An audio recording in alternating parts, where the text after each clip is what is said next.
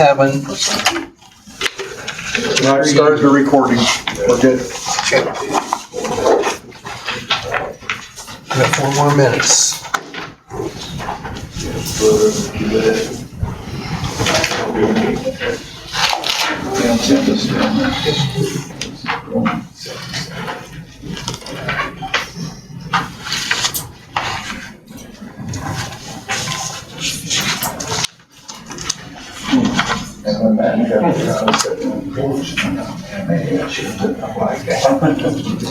But I didn't.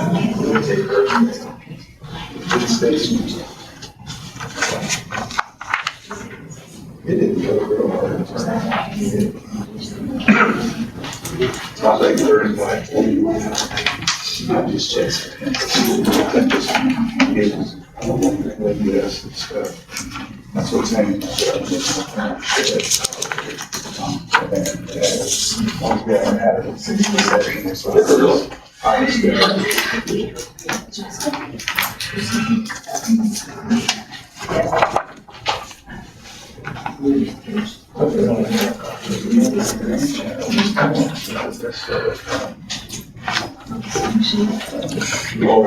Do we have copies back there for the crowd? Yes, of the draft. Yes. Yes. Hi, Gary. Hello. Nope. You said they're not, they're here. Enter. This is the hard copy. Okay, thanks. If you wanted early. Cale wanted to be an island, but I asked him to come. So not far. So I didn't Sarah, well, no, that's typical Gary C. You're in Bud's and he's not coming. Bud's not coming tonight. So I know you just want to be so close in I do want you to call. friendship. I do. Okay. Get it early. We might turn that. 4 minutes. Oh, yeah. We are on page 27, letter Q.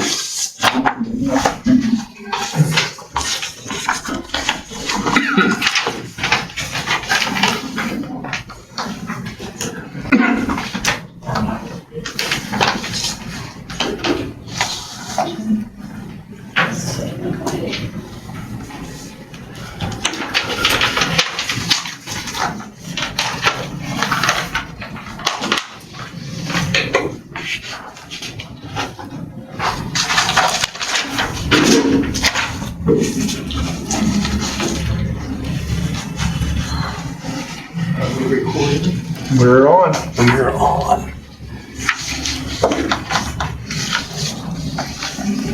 I'm watching the clock.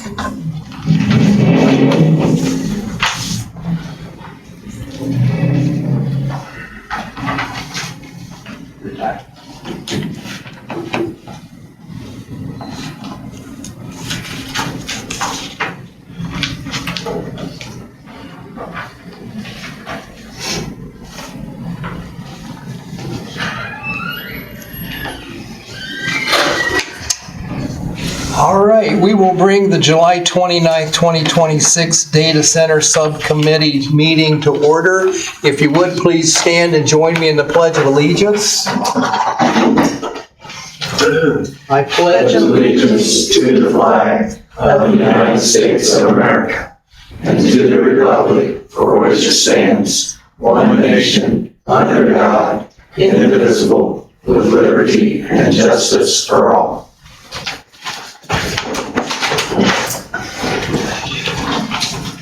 Todd, would you do a roll call, please? Randy Atkins. Here. Gary Duckpaw. Here. Molly Early. Here. Cale Grindle. Here. Ed Hartman. Here. Nolan Holloway. Here. Bud Shelton. All right, I want to thank you all for coming tonight. This is a subcommittee meeting to review a data center ordinance draft. This is a volunteer committee. No one is getting paid to serve on this committee. The subcommittee is composed of 3 community members: Molly Early. Bud Shelton is not with us tonight.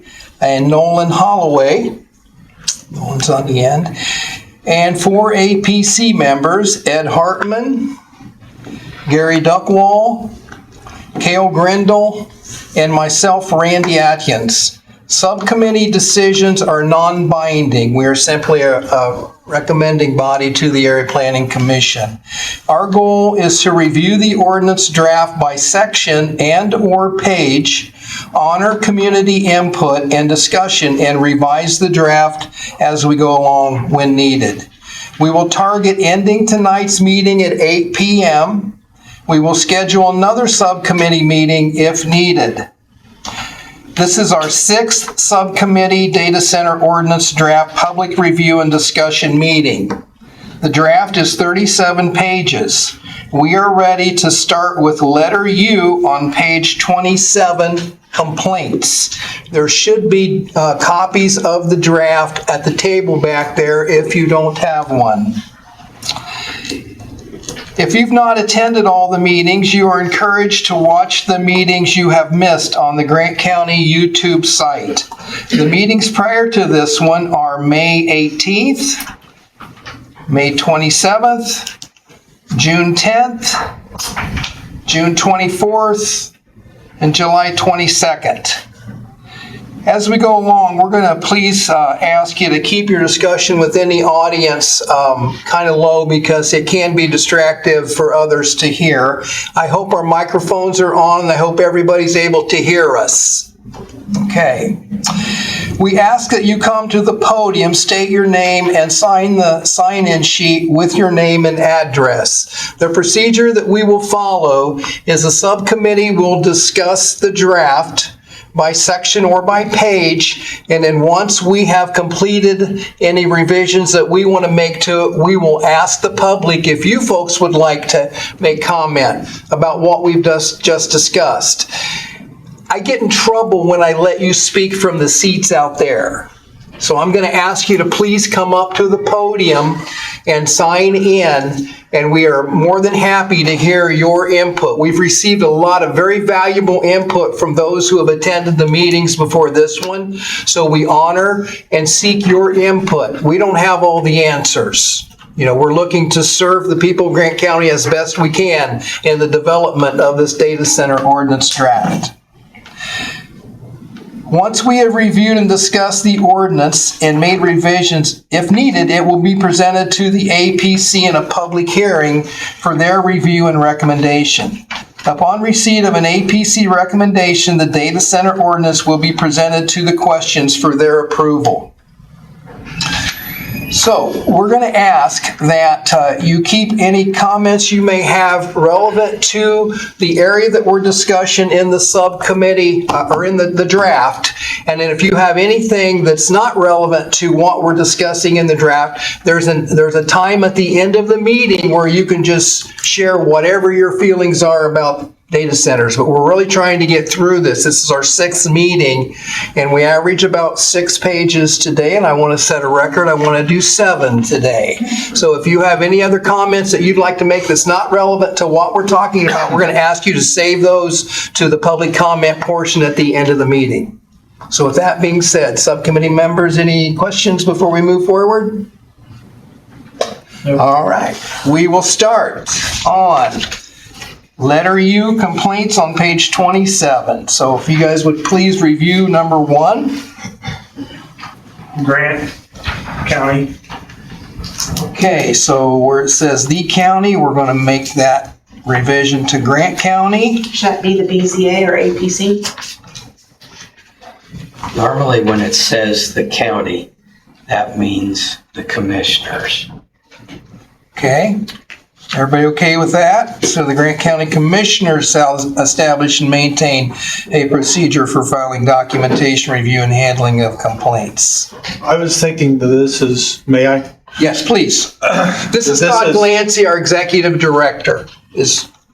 Yeah, Todd, you're welcome. The complaints kind of come under code enforcement. Okay. I was looking at it from that standpoint, and I would put in, my 2 cents is the APC office would develop the procedure for taking in complaints, doing the investigation, And then we would also send our normal process for complaints. Then after we do the investigation, we send a notice to whoever the person is that we have a problem with, be the data center, and ask for an action that needs to be done and give them a deadline for that. This is the problem, and we need an action plan from you within 10 days, let's say. Okay? That's what we normally do. And then if there's not a resolution or they don't get back with us, then we go and within this ordinance, as you go down through, we will go through another normal process and fix it ourselves using the escrow money. Okay? And using that escrow money, there's a process for that, which is the office would then go to the APC, and then we would go to the county council to appropriate the money, and then, of course, through the commissioners, auditor, and treasurer. So there are some checks and balances. The office just doesn't have free reign of that escrow account. Okay? Right? I think considering the fact the APC has code enforcement, that makes a lot of sense to have it start there. Or is the subcommittee in agreement with that? Are you okay with that, Ed? So. I'm okay with that. At some point, it gets to the commissioners, I think. Yeah. And that may be before you spend the escrow account. Right, well, right, we won't be able to spend out the escrow account until it goes through the proper procedures to get that approved. Unless it's an emergency, God forbid. Okay? So Grant County APC shall establish and maintain a procedure. Correct. And then moving down to line 3, including but not limited to complaints regarding noise, lighting, traffic, drainage, water, construction, maintenance, hazardous materials. Now, it does say that's not exclusive to just those items, but is there anything else that the subcommittee would like to add to that list? Air quality. Air quality? We okay with that, subcommittee members?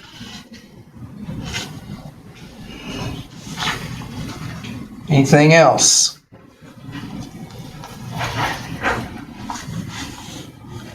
Are we leaving environmental concerns vague on purpose?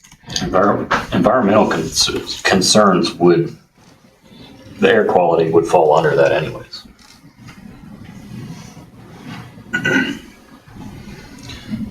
The last part of that, or failure to comply with this chapter or the terms of approval, it's kind of a word salad. If you're looking at, So there's what it's given us is two different places to go for violations.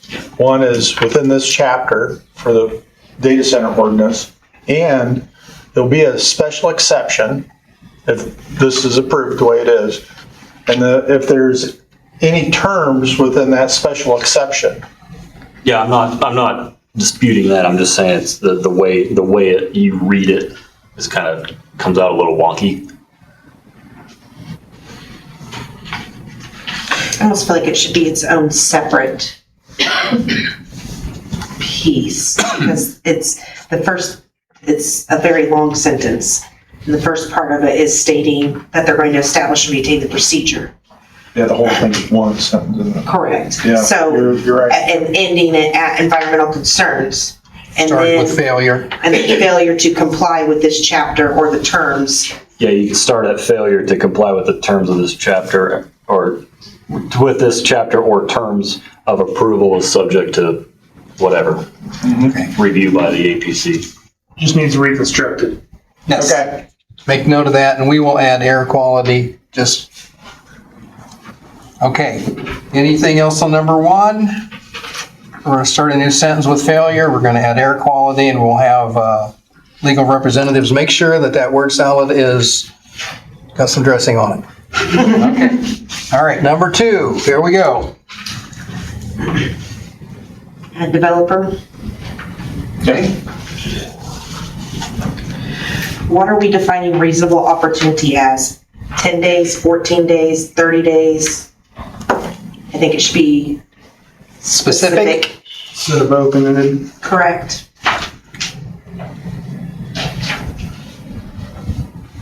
And again, may I, Yes. it rolls back into that procedure or normal area plan procedure on how we handle complaints. Okay, what's the current timeline on that? Is it vary by, Some of it varies by, what the code enforcement officer has on his plate currently. It may take a day or two. well, this is But their. we're talking a number of days, not Correct. 2 months. Are you telling me that's going to be part of number one up there whenever you Right, create that that? I think that's what you're telling us. Procedure, yeah. Okay. So it's an So I office think- procedure, Yeah. an office policy. But I think it needs to be stated in this, because if not, then we're giving them, well, your ordinance says reasonable opportunity, but the procedure says this, and the ordinance would supersede the procedure. So what's a reasonable time, Todd?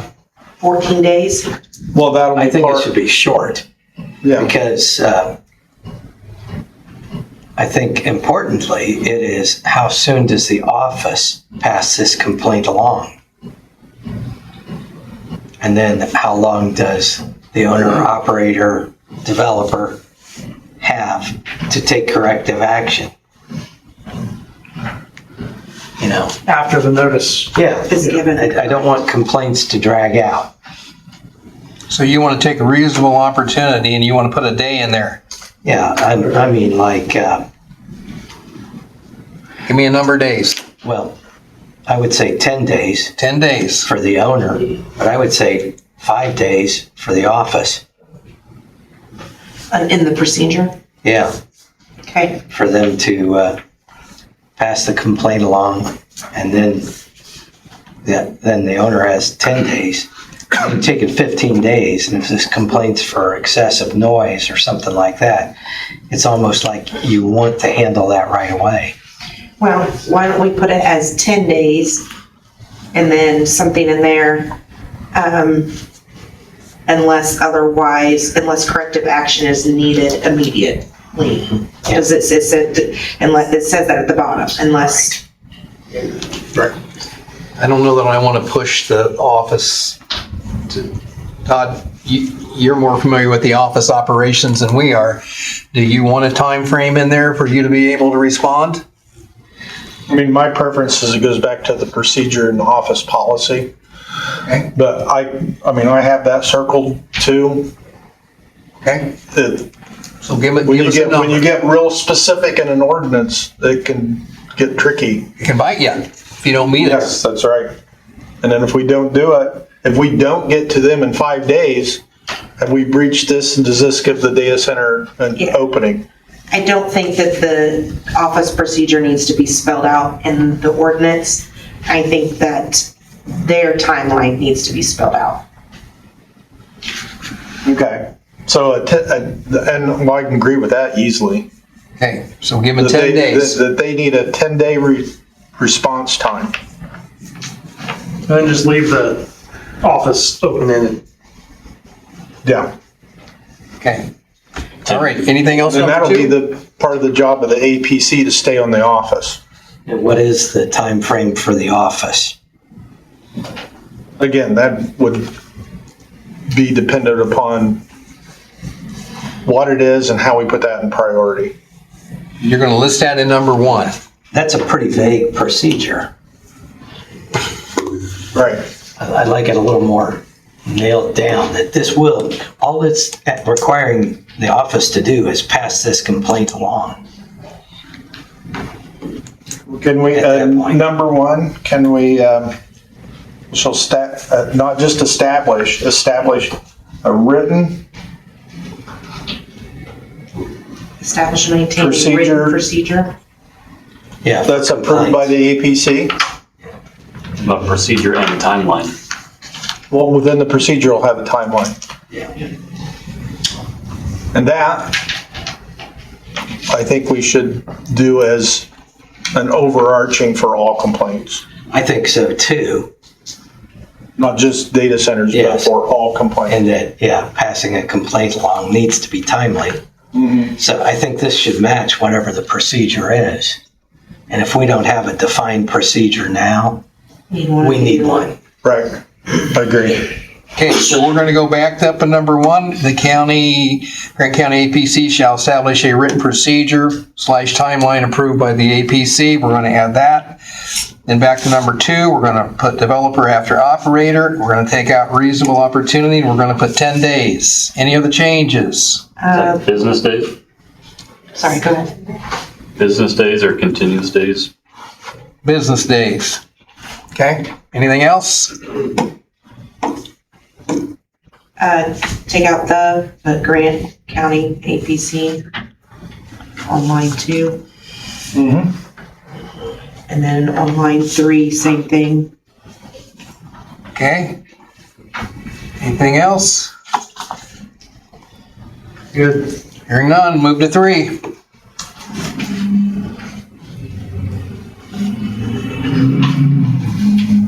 Add developer on line 2.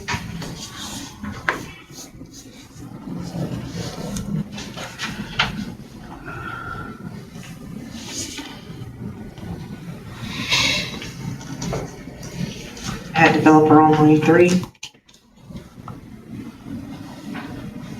Anything else? Number 3. Does that read well? Yes.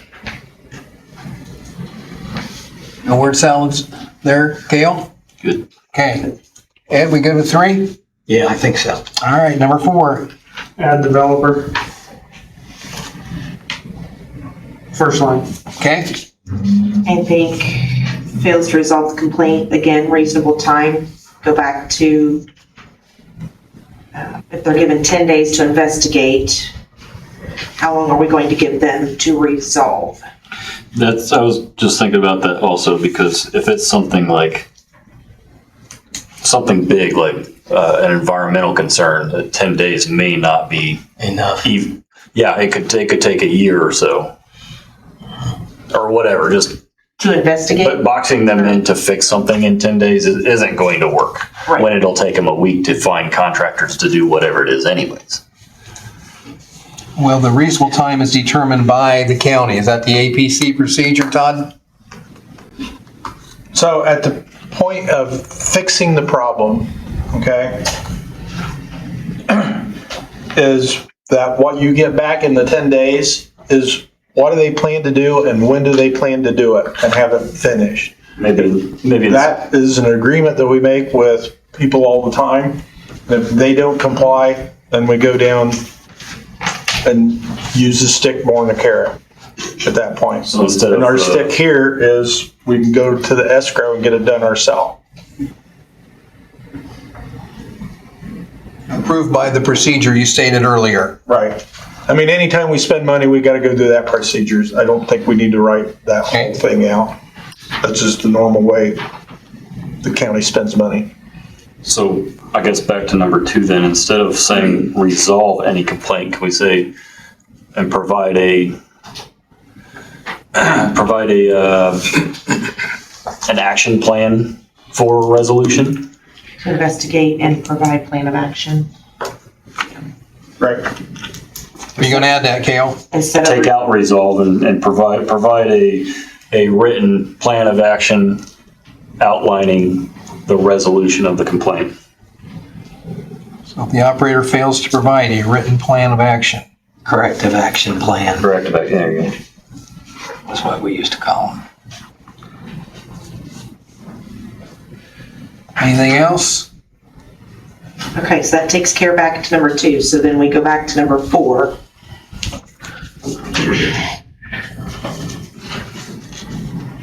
Oh, so you were adding that provide corrective plan on number 2? Yes, where it says investigate and resolve. 10 business days to investigate and provide written action plan. All right, I missed that, but I'll add it. You get that, Todd? They jumped to number 2 on me. In line And then 2. now we're back to 4. Yes. Right. And what do you want to change to number 4 so I get it right? Did you get number 2? Yes. Okay. Then we're good. Line 4. Same thing, if it fails to, instead of resolve a complaint, instead of, like if the operator fails to provide a written action plan within a reasonable time. You want it there also, number 4? Yes. Okay. I think resolve should be left, though. Fails to resolve. Yeah, they Or- may come back with a plan, but they don't get it done. Maybe, Right. maybe say provide written action plan and resolve. Yes.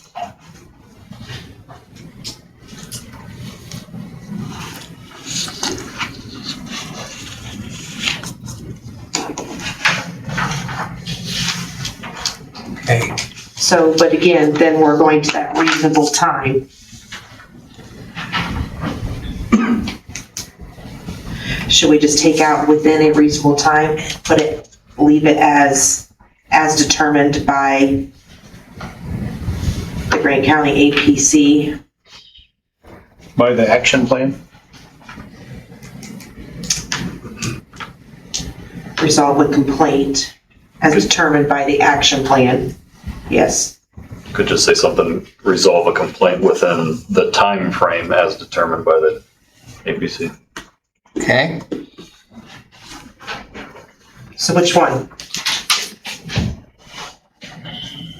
Time As frame. determined or as, Or just say the time frame, because then it leaves it up to whatever the APC wants. Yes. A reasonable time as determined by the county APC. right? Okay.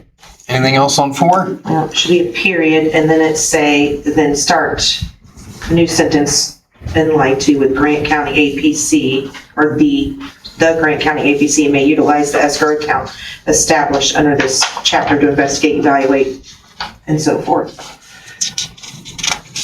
Got that, Todd? Yes. Anything else on 4? Add developer in line 4.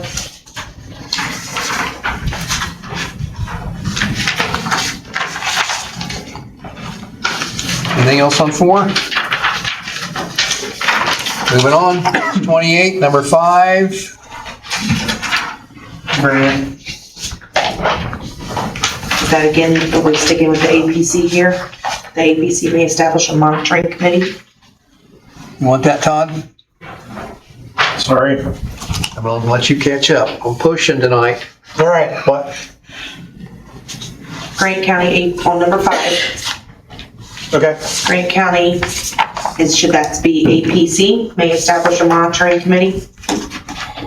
Designate staff or utilize.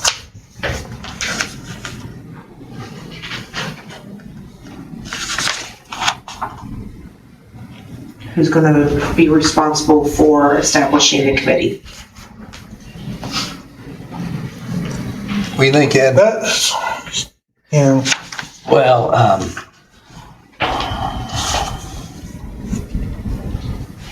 I would say it probably needs to be the office.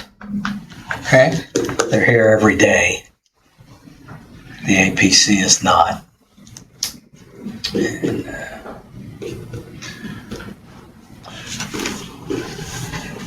So future Might be. commissioner, how much of this information do you want to come to your office once the APC gets it? I think I want to know when they're going to hire a consultant. And if they've got a complaint that, they have a problem resolving and they need to hire a consultant, I think that might need approval of the commissioners. So this should say Grant County Commissioners may establish a monitoring committee. I don't think they want to do I that. don't They know just that we want to keep, all be of kept it. We informed. want to, yeah. I mean, so the council, we're going to spend some money here, right? Yeah. More than likely, we'll be spending some money in this. But So you the may need to council come will be to- addressed, You may need to come to the commissioners for money right? on a contractual service situation if you're looking to hire somebody. Because the commissioners should have a fund for that. I say we put it in If the not- wording to take it from the escrow. Yeah, depending on how much that's gonna be, Yeah. right? I don't know. Then the other thing is to keep it broad to the county is, let's just say the APC office, the office itself doesn't see an issue with something, but the commissioners do. Or vice versa. If we put it all in the hands of one office, let's say the health department sees a problem, Okay. and then they can bring something that would be out of the APC's jurisdiction necessarily, if it was a health department issue. So should we just put Grant County offices may establish a I'm monitoring? just throwing out an idea to make it more broad in this sense, that any county office with an issue with them, I mean, even emergency services, let's say it's, we're having communication errors for some reason, because what they're doing gives us a technical glitch in our EMS services from a communication standpoint. We're going to make a note to include any office. And they still have to go through a process to spend money, Okay. right? So there's some checks and balances in it. What do you think? It depends on if you have to go to the council for an additional appropriation. And we're going to take out the escrow. Otherwise, you could spend money, right? And be reimbursed from the escrow account. Yeah. So could you reword this to say a monitoring committee staff designation or the utilization of consultants or other review procedures may be established and blah, blah, blah. And that leaves open to whoever wants to do it. That wording's good. If you agree with the concept, I mean, that's the concept. You've sold us on the concept. Okay. So make note of that. We're going to open this up to the public because we are done with complaints. Commission members, any comments before we open to the public?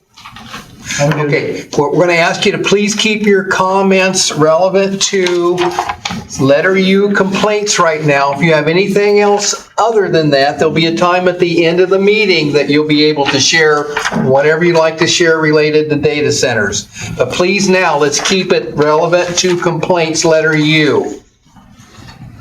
So if you'd like to share with us, we'd love to hear you. Please come up to the podium, sign in, state your name. I'm a regular. Sherry Sherry. French, 700 South. I just, and maybe I'm not understanding this right, and you can explain it to me, but talked about going to escrow. If we don't get what we want, we're dissatisfied. There's no penalty in here. You know, if I was running a business and you were unhappy with me, you know what I'd say? Go to that escrow account. I'm not writing an action plan. Take it out of that. I think there needs to be some penalty assessed if the complaints aren't done, if these rules aren't followed. There has to be a percentage. And we've already talked about these people have very deep pockets. So rather than mess with the complaint, they'll just let you do all the legwork and you just take it out of that escrow account. But I think it needs to be a little bit painful for them not to follow through. Well, it says in number 4, after the attempt to resolve the issue, subject to reimbursement by the owner and or operator as otherwise provided in this chapter. Yeah, but taking it out of the escrow account or just there needs to be a penalty for That that. is the penalty. Taking it out of the escrow account? Yeah, that's what that's for. Okay, I guess that's not how I interpret that, and if I'm the business owner, I wouldn't take it that way. I think you already have my rent, like a renter paying the rent. You know, I already paid my deposit, just take it out of the deposit with no penalties or anything. I felt like That's still a penalty. You're still paying the money. You just paid it up front. You don't feel that pain at that time. Right. You guys agree with You're that? talking about a fine. Absolutely, That's what you're talking yes. A fine on top of the repayment. Yeah, Correct. I mean, they're gonna pay for it either way. right. I'm just thinking there should be a fine. So if they don't do it or they don't take the action plan and they don't follow the steps, you're going to take the escrow.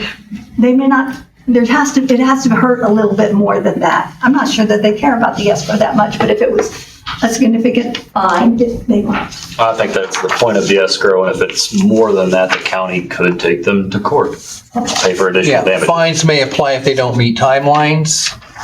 I think she's bringing up a very good point. I agree. Because we may not even be able to resolve the complaint. if this is something inherent in their system that they're gonna have to come up with a corrective action plan to fix, we can't fix it and take it out of the escrow account. We just can't come physically into their business and fix something like noise. So that's gotta be their plan, but, you know, So so numbers, the escrow account in this situation gets, well, problematic if you even could use it. And how would you use it if you have no idea how to fix it? So I think it's something that may involve fines to get them to move also. Is there anything in the enforcement part? Right, so, Mayor, Please. in section Z for enforcement, as you go through that, we reference back to section 153.999 of our zoning ordinance, which lists all the zoning penalties. This is number 3. yes, So we do in the enforcement section, we do go back and reference to our fines. are those zoning fines though? Yes. Okay, so what if the complaint's not a zoning issue? There's no fines set up Those for are that. fees and fines, and those are I'm in the process of reworking all that.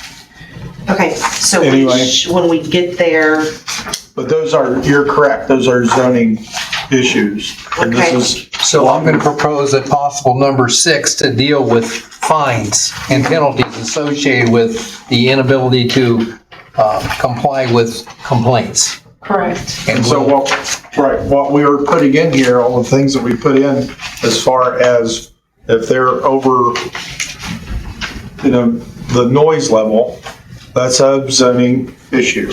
Correct. So that goes to, right now, we're at $2,500 a day. But we'll get to that point very Sure, quickly. sure.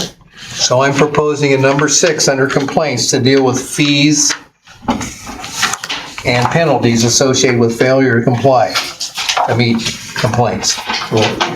We may need a section on fees and fines. Just complete section. Yeah, to add to I didn't see it anywhere, but I put it down as something to talk about at the end. Okay? Letter. Yeah, so it just references back to our fees and fines that we already have established in the ordinance. Okay. So somewhere, Sherry, we're going to deal with that. Okay? Anyone else? Hey, my name is Nicholas Hines. This is my first time here. I'm at 2629 South Crane Pond Drive. I had a question. So I'm just want to make sure I understand the cash flow here. So if we get to 4 in complaints, that escrow account, who is establishing the escrow account? The developer, The developer. contractor, or landowner operator. Is there a minimum amount that has I been think we established? set it we at $1 set million that. last time. Okay. Or was it higher? Million minimum. $1 million minimum. And is there something that has been established for if the cost to resolve that is in excess of $1 million? They have to replenish the escrow. You got to keep it replenished. A million on hand at all times. Okay, got it. So we have access that money to resolve the complaint, and then immediately, is there a time frame in which they need to replenish that $1 million deposit essentially, or Yeah, that's in here $1 million somewhere. escrow? That is in the ordinance. I believe we gave them, We already went over it, I believe. yeah, I was trying to Right. find out where it's at in the escrow account. We put 1 million, Todd, you remember? 30 days. Okay, that's, Where you at? I'm on page 23, number 11. Failure to maintain escrow account at required balance within 30 days after written notice shall constitute a violation. Okay, cool. Thank you, guys. Thank you. Thank you. Anyone else like to talk about complaints? So just be aware, some of these notes that they're referencing are not in that draft document. That's Yeah. the draft document we're working from. That makes sense. Okay. Del Card, Grant County resident. On number 5, I have a question because it says regarding the data center or any associated facility. Why do we have to have associated facility? Because you already said the data center, that would cover anything pertaining to that. I wasn't understanding that part. If they decide to be off-grid and have their own power plant on site, that would be, and something happens there, it's on their property, that would be considered an associated facility. Or if they have a water storage area or generator system backup of best. Okay, it wasn't registering and Yep. just on there. Absolutely. And I do agree with the young lady that was speaking before me, that you said that the zoning part was 2,500 a day. I agree with her on that. I think it needs to be put in here and say, that much, and maybe put a low and a high as far as where would it max out. Whether it would be to the end of that project or complaint that has to be fixed. And then they would be required because, that money, that zoning part, and if it's not determined, like she said, as a business owner, they're just gonna nickel and dime that because they got big pockets. So that was all We'll I had. consider either a number 6 or, as Ed suggested, a separate section altogether with fees and fines that aren't necessarily associated with the zoning.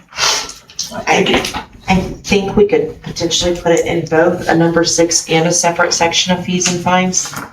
Something similar to what we did with the escrow, where it says failure to constitute shall be grounds for suspension, enforcement action, or revocation of their special exemption permits. Okay. Anyone else on complaints? Hearing none, we will move to page 28, transparency, ownership, and lawful use.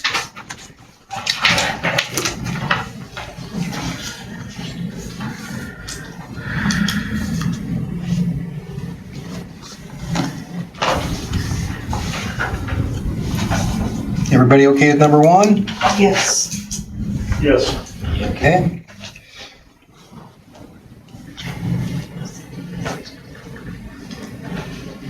I think it should say operator, owner.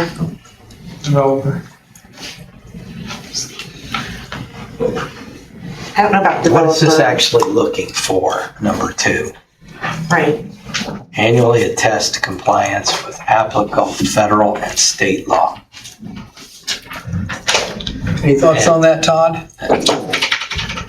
Things are changing awfully quick. As far as, not just data centers, but AI and what the federal government's going to do or not going to do. So this is written to be flexible with what the changes are that's going to come down the road. Anything that's And so that's the associated way it with was federal written, and state whether- law. Yeah, whether we want to agree with that concept and change things, that's fine. But there's a lot of change that's going to happen. That's one thing we can count on is change. Meaning that if it changes, they're going to adapt.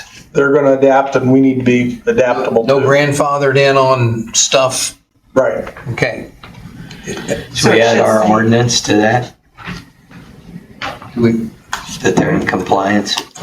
Yes. And annually attest to which office? APC? Yes. Annually attest to the area plan. Mm-hmm. It's compliance to Grant County APC Yes. with applicable, I can't talk. Federal, state, and local. Should we put, Indiana state law? I like federal, state, and local, as Ed stated. That way, if there's changes within this ordinance, they've got to comply with it. Right. With federal, Indiana state law, and Grant County local, just to be, Okay? I know it sounds wordy and redundant, but they could go, well, we're compliant in Utah. Okay. Anything else? Number 2, the owner, the operator owner shall annually attest compliance to Grant County APC with applicable federal, Indiana state, and local law. We good with that? Yes. All right, moving to number 3.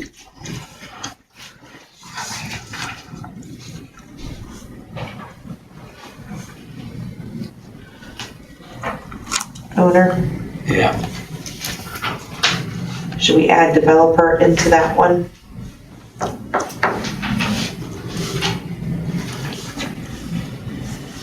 I know we didn't add it for 2. Or did we? No, we didn't even add owner, did we? We did add owner. We did On add number owner. 2. Okay. Well, we didn't add developer. We did not add developer. Yeah, that'll be a standard thing to do. Huh? That'll be a pretty standard thing I do as I revise. Okay. Just say, okay. Well, the thing about number 2, that's annually, which means that developer's going to be out of there after it's developed. That's why we didn't add that person in number 2. Right. Yeah. So we good with 3 if we add operator and owner? Yes. Okay, number 4. We've done everything else in our reporting as biannual versus annual. On this one, should we just leave it as that? On 4? Yes, on number 4, should we leave it as annual for ownership updates? Because I know we put something else in there that anytime they change ownership before we wanted to know. So is 1 year good enough, or you want twice a year? Oh, we wanted it any time an ownership change occurs. Correct. That's, Pre-approval of all changes in ownership of controlling interests of 10% or greater by the Commissioner Board. I know we put that in there somewhere. This is, the transparency report just includes that information. Like you said, it's already being Is that otherwise already mandated in other places. So this is just gonna be their fancy PowerPoint looking kind of. Yeah, I don't want to accept ownership updates well after the fact, So we especially if want, they're selling a portion to China Correct. or I think we some other. put, so you want to say refer to section? Or we just leave it like that? yeah, Ed, I think what you were wanting is covered in number 11 of this section. Number 11, yeah, okay. Yeah. Yeah. And that is not any change. It's pre-approval, correct. So we'll know. We got to Yeah, prove so it. we know. And we'll approve it. Okay. So this is just their pretty one that they're gonna give to us that we can have them make copies of for the public. Anything to add to that? Number 4. No. Everybody good with number 4? You could add, including but not limited to. That way you Yes. could add other things at other times. Okay. I like that. E. No. Shall Under, include, 4, Oh, yeah, yeah, okay, up there. yeah, Shall include but not limit to. yes. Get that, Todd? Yes. Anything else in number 4? Okay, number 5. go back to 4B. What 4B? exactly is that talking about? Sector mix by percentage range. percentage of buildings versus open land versus. Do you know what that's going with? Todd, Pardon? what's B What actually? does that mean? What is that, how's that measured? What does that mean? The sector mix? Yeah. I haven't seen that before. So, what sectors is it, and that needs to be spelled out clear, Yeah. is it serving? So if it's 100% military, Okay. we probably wouldn't be too happy. Especially if like,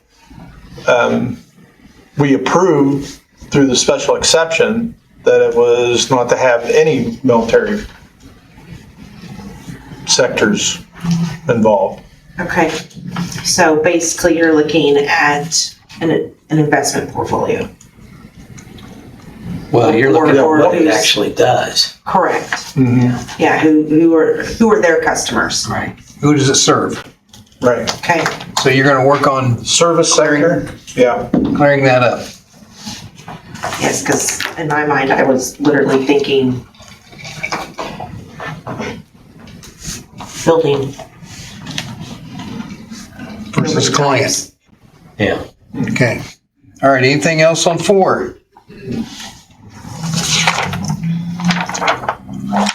Number 5, confidential ownership and compliance details may be submitted in a non-public appendix accessible only to county legal counsel to the extent permitted by law.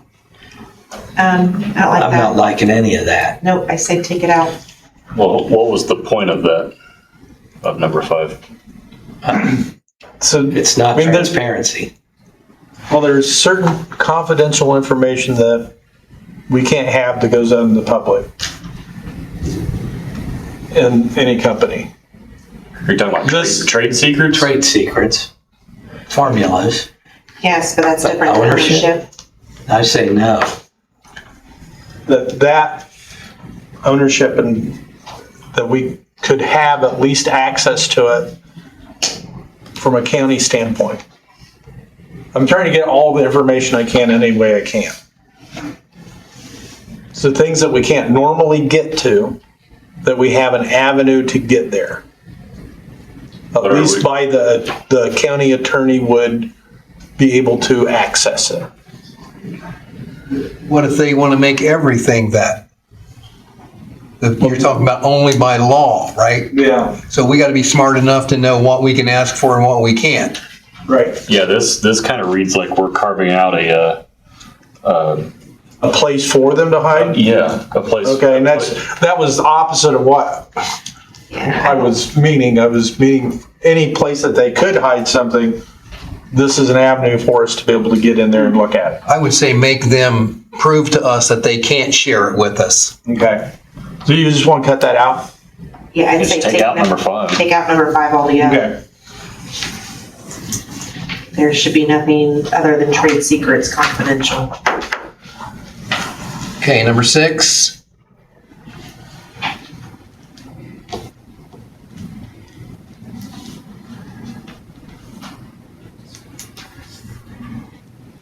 So number 6 is saying that if they decide not to make it a data center and make it something else, they have to report that within 30 days. Is that correct?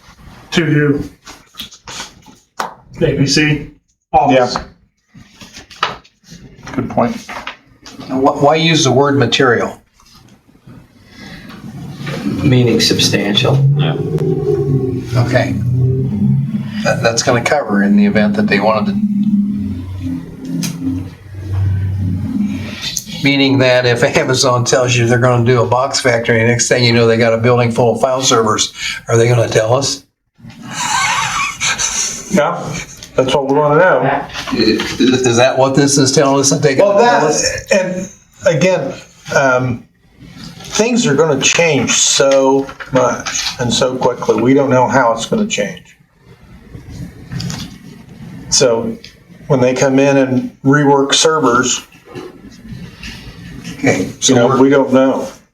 But your point is well taken.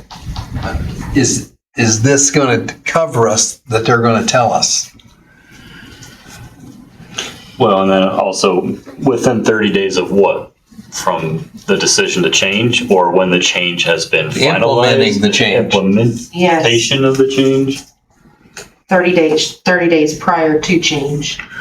Prior to implementing the change. Well, I don't like that, because if they decide, hey, we're going to start making weapon systems, we would like to know that before they're done with the project, maybe. Should there be an approval process for that management? Well, we're gonna ask you to come up. You guys will get me in trouble if you don't. Now, wait a minute. Let's get through it. I'm gonna stay with procedure so I don't get in trouble with my subcommittee. You'll get a chance. Please make notes, okay? Primary use profile, Maybe Primary use. material changes in primary use profile shall be subject to approval from APC so if it's not, and notified within 30 days or notified somehow. I say changes in use profile. yeah, Say Yeah. primary not health. just the primary. Because they get to debate what's primary and what's not. Right, take out the word primary, changes in use profiles shall be. And we're taking out material too. Yes. I don't know about material. Well, you gotta classify it as something. If it's not material, what's a better word? It's not going to be immaterial if they're not changed anyways. Right, I mean, it could be, doesn't necessarily need to be material. If they change, like your example, could just be simply the code. which would And it would be be- proprietary, we wouldn't have access to that.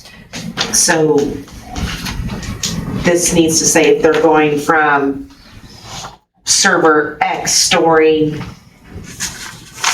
language model AI to server X storing military whatever, or weapon systems type Right. changes, server changes. Or, you know,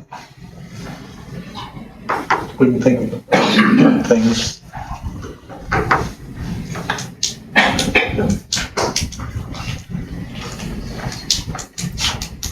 That's a heavy one. Mm-hmm. So does this also come back into, So we want to cover software issues too? Just I change. think so. Okay. so, But doesn't material cover, it's pretty broad. I think it's intended to. Right. Mm-hmm.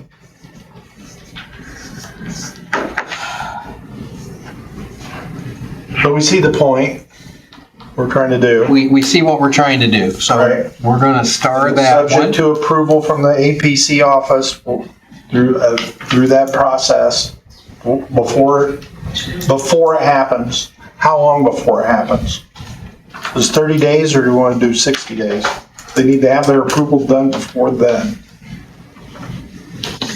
Well, their internal process is going to take more than 30 days, so They need to, APC will need time to review and discuss and put it off until the next meeting also. a big rework there. Okay, we're gonna star that one, Okay. and we're gonna work on that. Okay, number 7.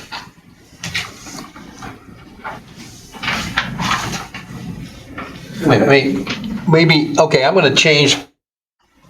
That one was pretty heavy. If you want to make comments on the discussion that we've just had, I will accept public comment at this time so that we can help. Sir, come on up. We got a long ways to go. Yeah, yeah. this is a So long one. I think we need to do that because this is pretty heavy. public comments on 1 through 6 at this point, do it that way. Yeah, we can do public comment on 1 through 6 at this point. 'Cause who knows what we're gonna run into as we get on through here. Yeah, so what you were saying there on, it needs to be, it reads, be reported in 30 days. Well, I think there needs to be an approval process for that. So like, they can't just come in and say, hey, we changed this. There needs to be a management of change applied for. What are you gonna change? What are you gonna do instead? The county approves that, goes through the whole process of seeing who's gonna do it, what you're gonna change, who you're gonna have do it, what is the entire process that's gonna happen, and then we approve that. That's gonna go to the APC, correct, Whoever Todd? it is. Yes. Yeah, isn't that what we said? APC reports and gets approval? If you make a big change in something, you have to, if you're selling a product as a company and it's a proprietary product and you make a change in your process, you have to disclose that change to your customers. That's how that should go, in my opinion. Subject to review and approval. Okay. And your name? Zach Lester. Zach? Okay, Zach, thank you. Anyone else? Come on up, please.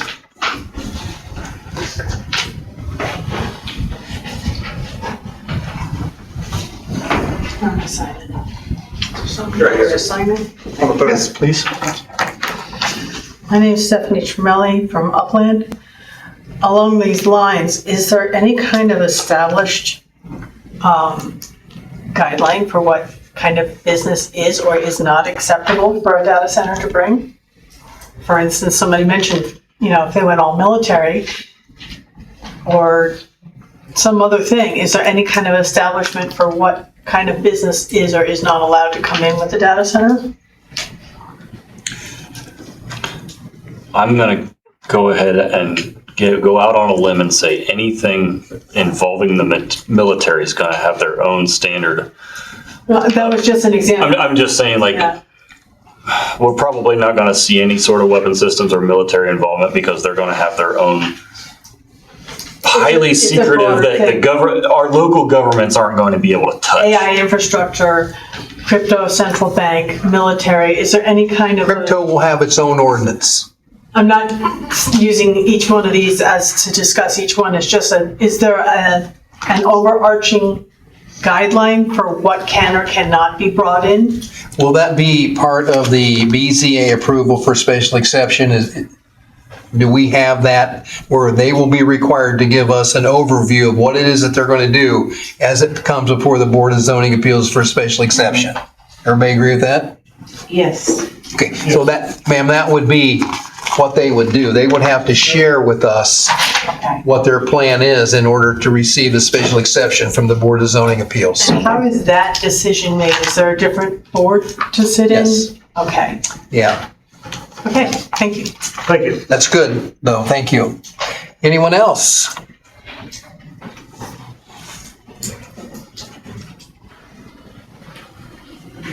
Sherry French, 700 South. On question 4D, compliance certification, do we know who's going to certify that? And do we have people that are equipped to certify that? I mean, will they bring their own people from a different state because we don't have the expertise to do all the things that need certified?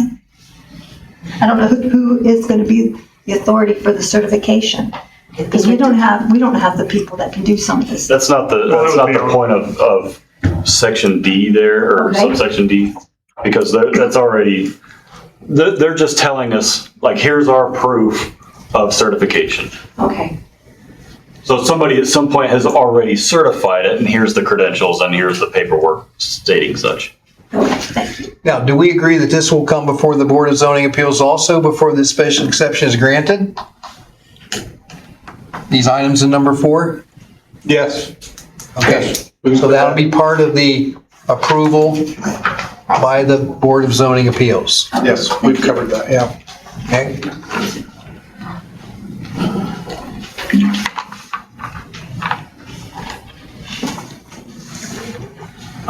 Couple of questions. On the number 4, on the compliance, wouldn't you want to be of current certifications?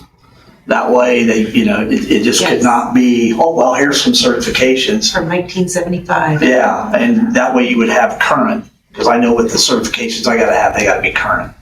I But think, that was I think the word current should go in front of compliance. Yep, current compliance certification. Very and good. then I made certifications plural, that way it covers multiple and it kind of puts it in a bundle. Then on number 6, a suggestion that I have is just saying,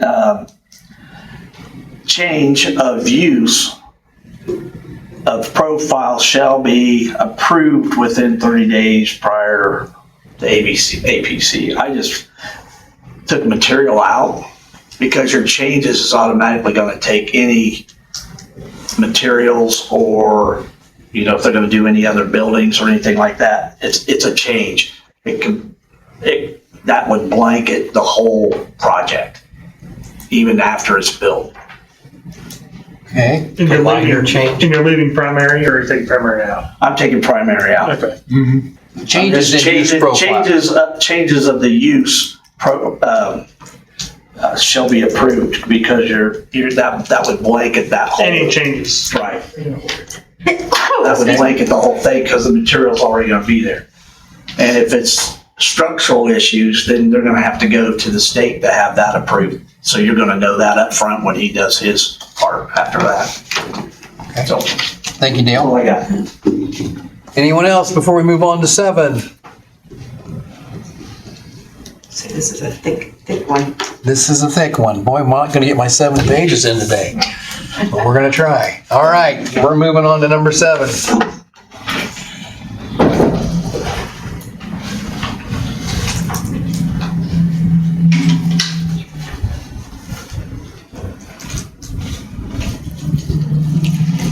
Everybody good with 7? No, Okay. Put it on me. it's that international ownership, right? Yeah.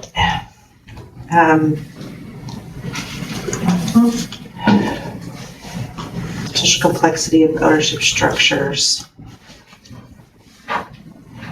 I think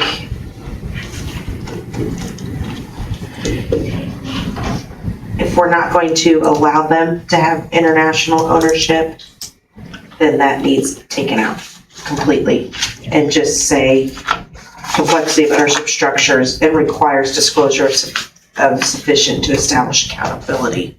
Okay, well, I mean, Have we denied international ownership at some point earlier? Do we have the legal authority to do so? I don't think we do, but That's a question for an attorney. I don't know that we have the legal right to dictate who owns the system. We just would like to know who it is. And here again, this will come before the Board of Zoning Appeals before approval's given, correct? Correct. Yeah. And it could influence the Board of Zoning Appeals if the Board of Zoning Appeals does not want ownership by international. I do believe we can require that they maintain an office in Indiana. Because if you want to file something legal against them, that makes it a lot easier. Okay, so where would you add that, Ed? Oh, I'd put that in there somewhere. I mean, right in that area, probably. I wouldn't leave it out. I mean, Okay, I'm just putting that idea out there. I am. well, we're gonna put it in there until somebody tells us we can't. That should probably be a separate line item. Physical ownership or physical location shall be maintained in the state of Indiana. Some sort of physical, however you want to word that. Well, we took out 5, so you wanna put it in 5? Well, I don't know exactly where that'll go, but There is a lot of change in ownership, change in applicant, owner, operator information. That's in 11.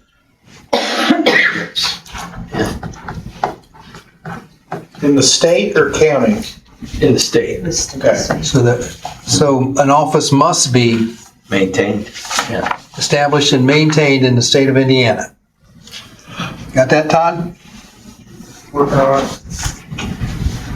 should we also require them to register with the INBIZ site? The who site?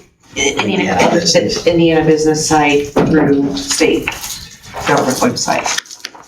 As a business registered in Indiana, because not all businesses do that, unfortunately, even though they operate in the state. That way, any member of the public can go in and look up on that website and see them as a registered business in the state of Indiana. Any thoughts, commission members? Subcommittee members? Can we force them to do that? I think the state actually enforces it, but they don't, or not enforce it. State requires it, but they don't always enforce it. think it's another question, we need to seek our counsel, Okay. just for clarification. Okay. They could be registered with the Secretary of State. Yes, that's who maintains that website. Okay, so we're gonna put question mark register with Secretary of State. You got that one, Todd? What was it? Sorry, I was reading something else. That they must not only maintain the office in Indiana, but they have to register with the Secretary of State. Yes, I got that one. Okay. I want to make sure I didn't miss it. Okay, anything else on 7 or relative to 7? So the point of 7 is to make sure that whoever may own it internationally, that we have disclosure that is sufficient for accountability in the United States of America. We don't want a company, an international company that is doing business here and have ownership in something that would be outside of our reach. Like the Monument International Court. Right. So you think we've covered that with the discussion that we've had? Yes. Okay, Number 8. we're moving on to 8. There's also one other thing we want to put in, that we put in contracts, is that if you have to sue somebody, sue the contract that you're with, you sue them in your court in this state. So we would want to sue them right here In Grant County. in Grant County Court. Okay, And, where's that gonna go, Ed? well, put that in there someplace. I mean, So we're gonna make a note, It's Todd. in this section somewhere. Is there some, just out of curiosity, is there some other way of suing somebody somewhere else? Yeah, a lot of people you have a contract with, if you supply a company in California and you have a contract with them, they'll want to put it in the contract that if there's a dispute, you have to come to their court in California. And then, of course, as a company here in Indiana, you would never want to agree to that. If you can't get them to agree to come to Indiana, then you would say, okay, we'll meet in Delaware or some other place where you feel you've got a chance, a better chance than going to California in their court. So any lawsuit shall be filed and handled in Grant County, Or Indiana, at least. in Indiana. Yeah. Indiana, you want to broaden it? We don't want to have to travel to a foreign country Okay, to sue somebody or any of that, or even to another state. all right, anything else? Okay, we are moving to number 8. Add operator, the owner, comma, or operator. Okay,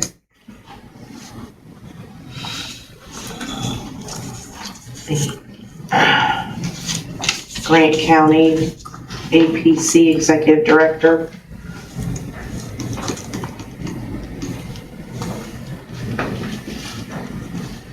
okay. Anything else? Number 9, Hang on, sorry, I'm reading slow tonight. okay, I made a note here that, and it may not need to be in the ordinance, Todd, or anything else, but that new owners must agree to the ordinance before acceptance of us accepting the change of ownership. I don't know what I meant by that They in don't that have to, timeframe. they're already subject to the ordinance. Right, They don't have I to like it or care about it. I think that's a given. yeah, when I read through this 6 weeks ago, that's what I was thinking in my head at the time. Okay, anything else? Moving to number 9. I'm good.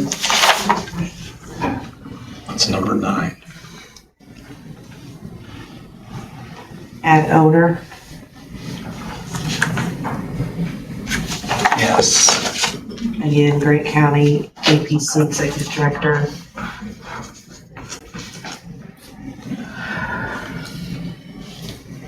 Hey, anything else? When? That's the question. When do they inform them in writing? So many days prior to change?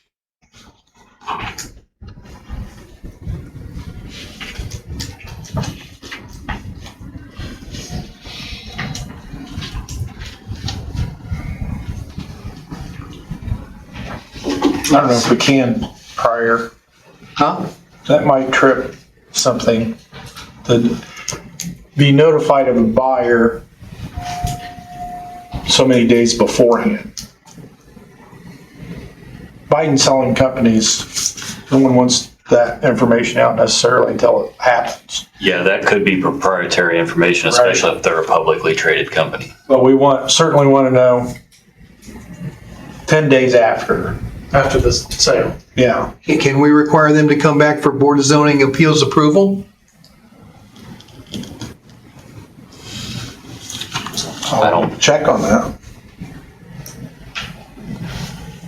Well, if they've already sold it, what's the board gonna do? I don't think we have the legal power to make any decisions regarding that, stopping them or approving it. If we put it in the ordinance and they agree to it, that's a whole nother section, right? That they'll stick in there. That you can't change ownership unless it gets approved by the APC. So you can make the deal, but then you can make it public, but it still has to be approved by the APC. Right, well, if they sell it to somebody that's not necessarily going to perform the same function in which we approved. I think we can do that. I think that's setting the county up for a massive lawsuit. I think the federal government does that all the time. I think. Because you can't have only 50%, I was just looking at those laws, 50% ownership in a foreign ownership from an adversarial country, which seems like a lot. And there are states that will not allow farm ground to be purchased by certain countries. If you make it approval by the BZA, they're the ones that could take away the special exception. Right. The APC Yeah, not APC. doesn't have the same authority there. If you went to that level, that's pretty extreme. So where are you putting that, Ed, number 9? No, you couldn't. But it's instead of APC approval, it'd be BZA. Yeah. I think that needs to be number 8 because owner versus operator. Operator's not going to do much. Yeah, owner is right. Yeah. So take out Number 8. operator. Yeah, So in number 8, leave off operator, the owner. the owner. Okay.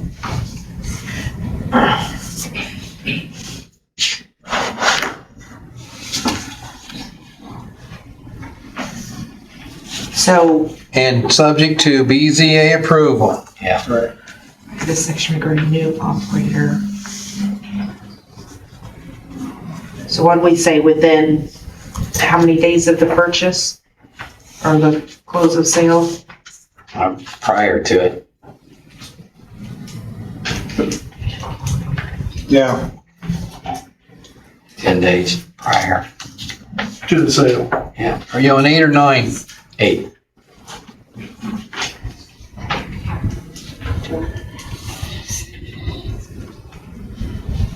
We're gonna reword that a little bit. I was gonna say, because I have all Yeah. types of, But if you only did 10 days prior, does that give the BZA time to react? Because they only Doesn't meet give once them a a lot month of as time, well. does it? I mean, it's time to call a special meeting. But They can wait on us. they could, we could make it longer. Just subject to BZA approval. yeah. I think on that case, you would not want to put a deadline on it. Well, yeah, it's a prior approval, Correct. you know. So you don't want to put a deadline on us. It's a good question. So And how anyway, I don't quickly know. we have to call a meeting. Okay, Does that require a public hearing? no. Well, Okay. It's going to be Board of BZA action. it is gonna be a BZA action, so yeah, it does. Okay. Yeah, so then We need some time for that. are we getting too thick in the weeds? 14 days to. We're getting buried in the weeds. This is what's happening. But this is good. This is why we're here. Well, it's a substantial change to the special exception. Yep. That could be defended. Yep. Okay. So number 8 is getting reworded considerably. Yes. Okay, so what number are we ready for? 10. 10.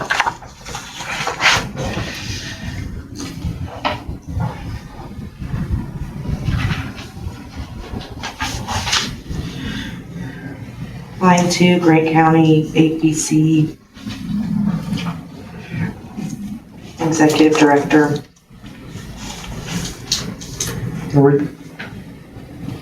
Are you on mic? We're doing BZA, right? Okay, all right. As a condition of approval? This is already covered in what we just discussed on number 8. That's what I'm thinking. Yep, it is. Just remove it. Remove 10. We're going to shoot it up to number 8. All right. Number 11.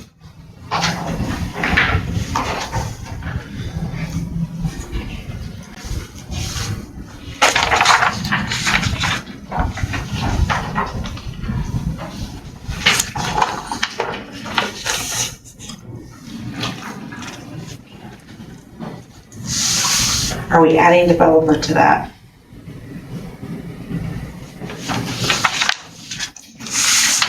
Well, we've talked about a timeline thing.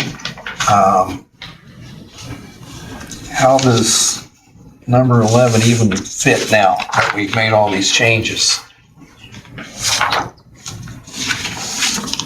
This is already, yeah, number 11 is already covered by the above. Be out. Take it out. 11 is out? So yes, because it gets combined into all that stuff with 8. How about 12? And then it's talking about what they need to include, so I think this is relevant. Okay, so we're on page 29 now, correct? We're on page 29, top of 29, number 12, everyone.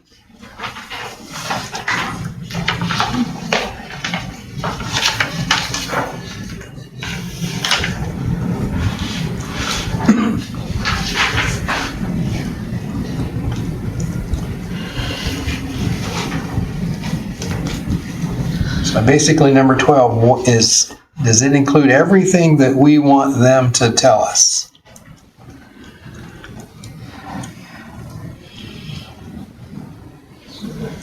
I mean, such notice shall include, but it's not limited to. Yes. Okay, include and not limit to. Got that, Todd? Yes.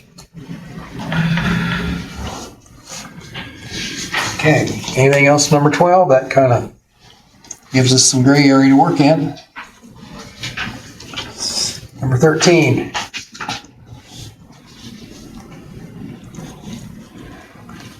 There you go, Ed. We're going to get it to you.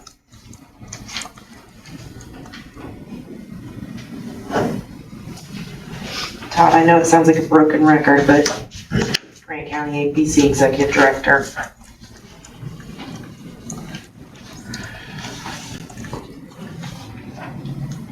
Grant County Commissioners.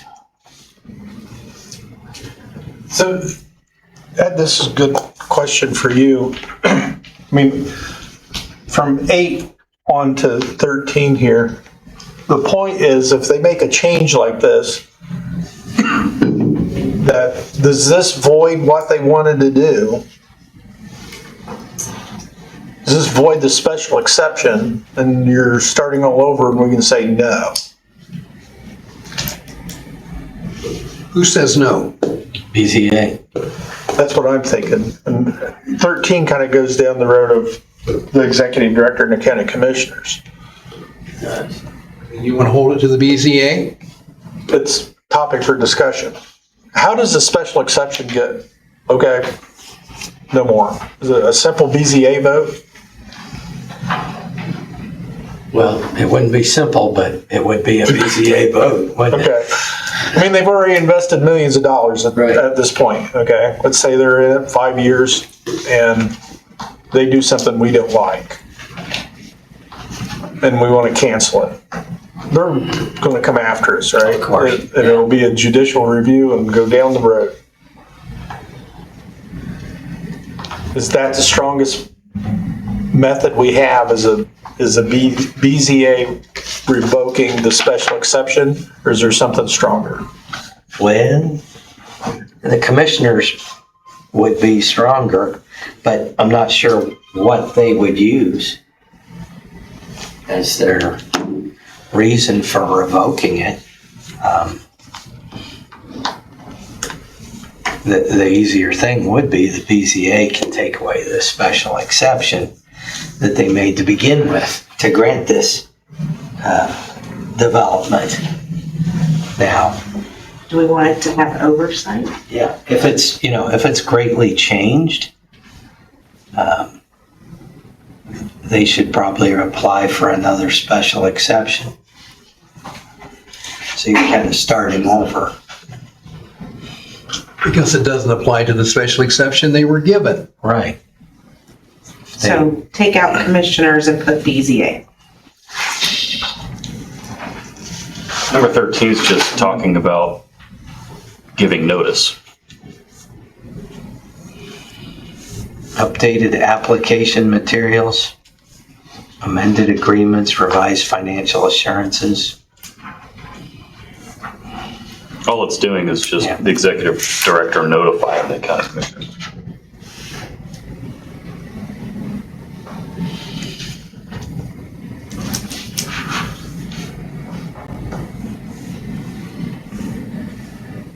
It's to determine if it materially affects the project, the basis of approval. Right, it was approved to do X and now you're doing Y. Or the county's ability to enforce this chapter. So I think, The and required updated is where I think it gets beyond a notice.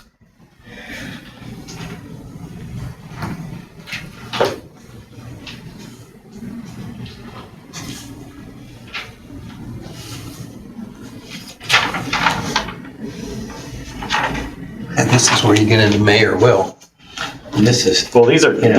this is we're talking about two separate things. Yes, we want the executive director to notify the county commissioners, period. Such and such may require updated application materials. Those are separate things. correct, so there needs to be a period and it needs to No, it needs to be separate things. Add a number. I guess. But they're talking about two different not subjects, but two different actions.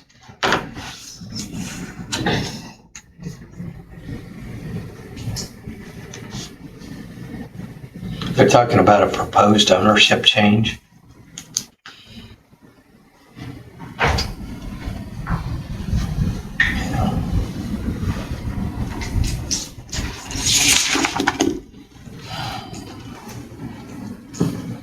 Okay, so. Transparency, ownership, and lawful use is the subject that we're on. Okay? That's what we're dealing with.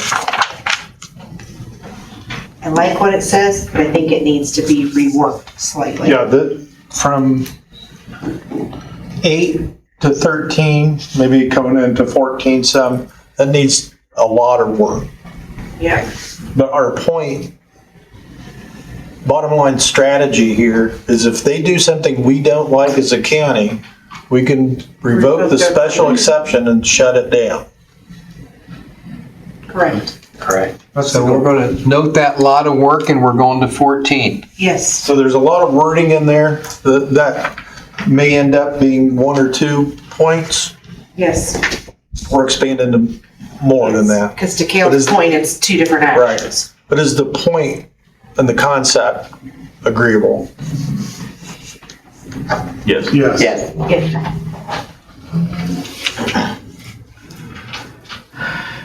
So, good with 13, moving to 14, correct? Correct.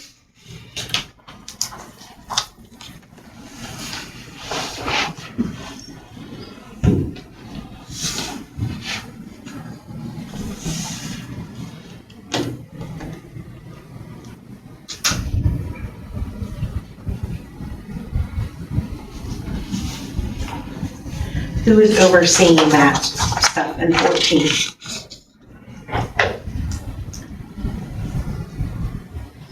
Fully satisfied by whom?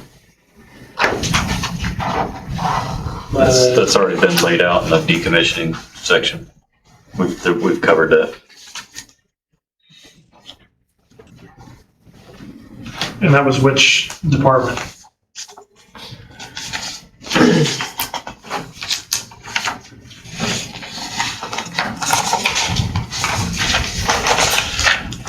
Yeah, we talked, I think it was last time.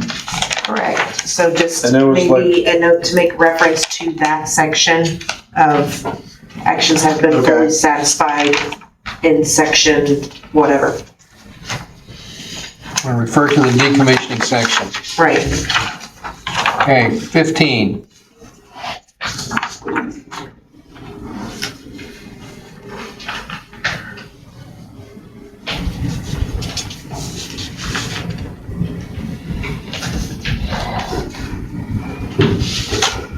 Talks about liability.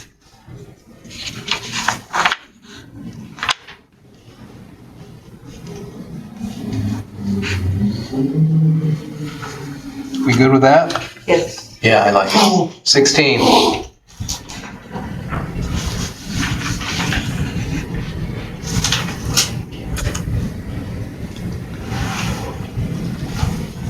County APC office. I agree.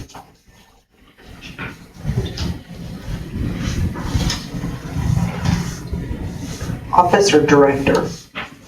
Who you want, Todd? Want to come to you specifically or to the office in general?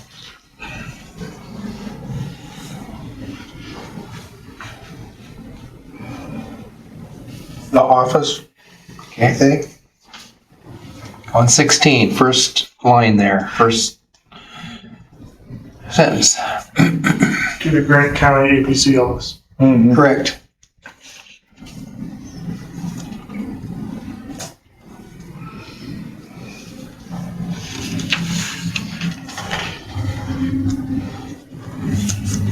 Anything else on 16? I'm good with it.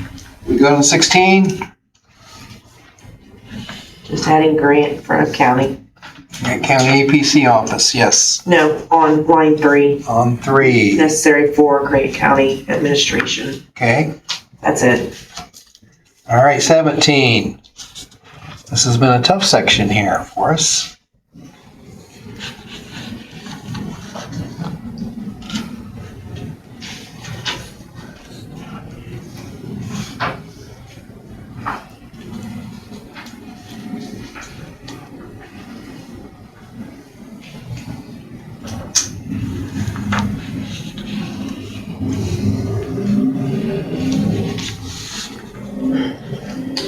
So do we feel like our disclosure requirements are thoroughly stated? Maybe nice to be able to say it simply, an NDA won't get you out of answering the questions. Is that what we're saying? That's what I'm Yes. trying to say here. Okay. Do we get that? I like the idea of that, but how could you stand in front of a judge? How could the county stand in front of the judge and say they don't have a right to an NDA? I'm not saying you don't have a right to an NDA, but the things that we're asking for here, you're not going to get out of an NDA. Having an NDA is not going to get you out of what we're asking for I get from a that. public. I get that, but I'm just from a legal. You can have an NDA. Yeah. Please don't. But you better watch what you're asking for and what you include in the NDA, because our county law says this is going to be public information. Would this cover all the stuff that we encountered during the solar debacle? Like contracts, everything, basically everything we were looking for at the county level as far as. Well, that wasn't filed properly. Those leases were supposed to be filed in the recorder's office separately, and they were not. They were in a miscellaneous, They're supposed to be in a miscellaneous folder. yeah, That's where they state could law. easily be found, and they were not. Yeah, instead of hidden. Yeah. All throughout the Yeah, system. that was a failure on the county's part, but excuse that, but And this kind of comes a little later than that. Was that, sorry? And this kind of comes later than that.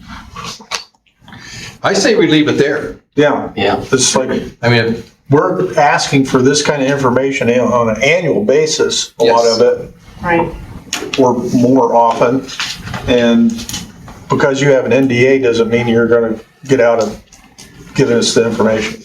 I just want to make sure that like if what we're trying to convey is legal to request. somebody can There's tell one us way if to it's find not. out. Yes. Yeah. Yeah, that's the way it works.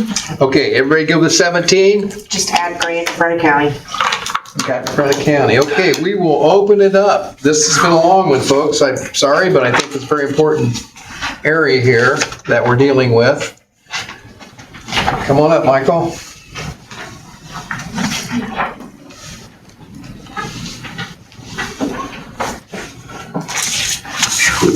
Michael Duke, Grant County resident, BZA member.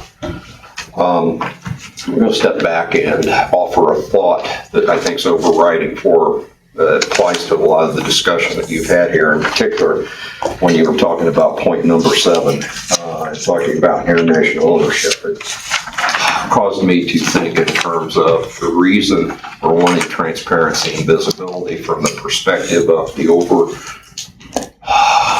let's say the grand concept of why data centers are being constructed for and implemented to support the drive for attainment of artificial general or super intelligence kind of concepts, and it's from a national security perspective. I think we would want to, as a community, from our level of involvement and understanding whose fingers are in what, we want assurance that any data center that might be placed here is not counter to the national security objectives and needs of the United States. We're working with the assumption the federal government would not have that monitoring device in place. Well, I'm not one to assume a lot. Okay. But you're correct. But just the same, there are, laws on the books here in Indiana. I assume there are some that may apply at the federal level that, will talk to the issue of who owns and who has interest in any one of the data centers that are being implemented at any place in the United States. I'm thinking in terms of us. Keep in mind as you're wording for the disclosure of information, and if it's on the front side of, as Cale says, NDAs, bringing up that subject, is we have an interest in this being all above board so that we're sure that anything that happens here in Grant County supports the national security of the United States. Thank you. Anyone else?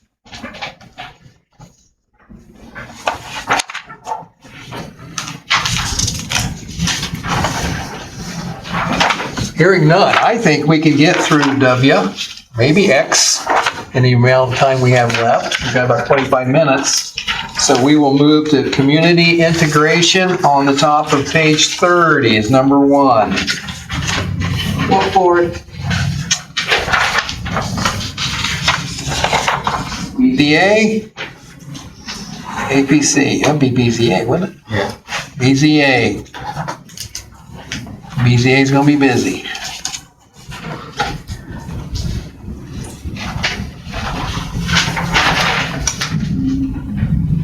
So, may I?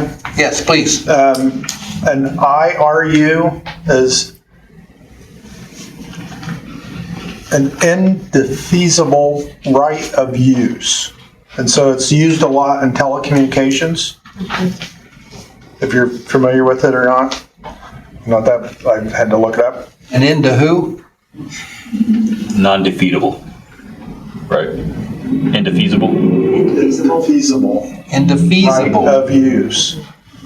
And so it's better than a short-term lease or lease agreements. They're very long-term and strong agreements. Right of use. Okay. And this whole section, I mean, the fancy word is, integration, community integration is like, what do we get out of it as a community? Which is, we want a piece of the pie. Whatever infrastructure. We want they're gonna use. services or we want revenue?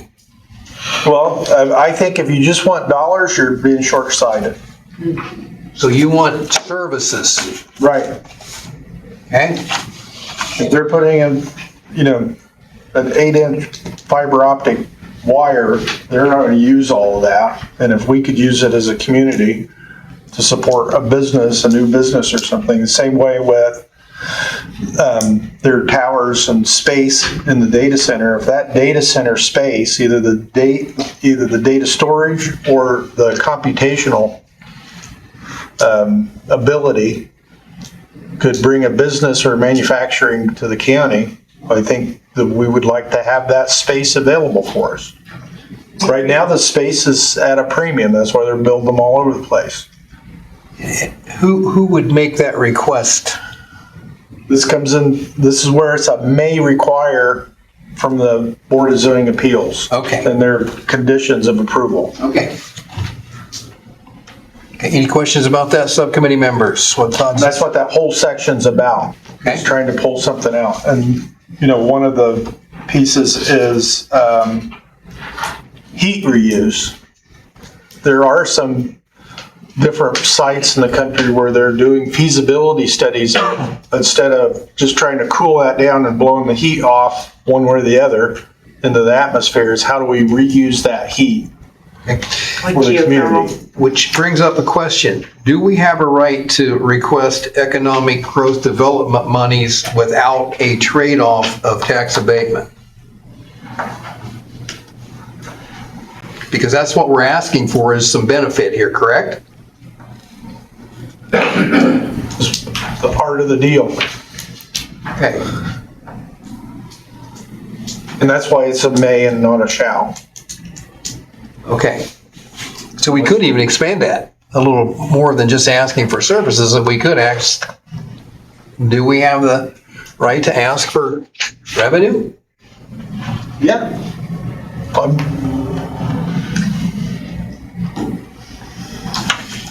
Ed?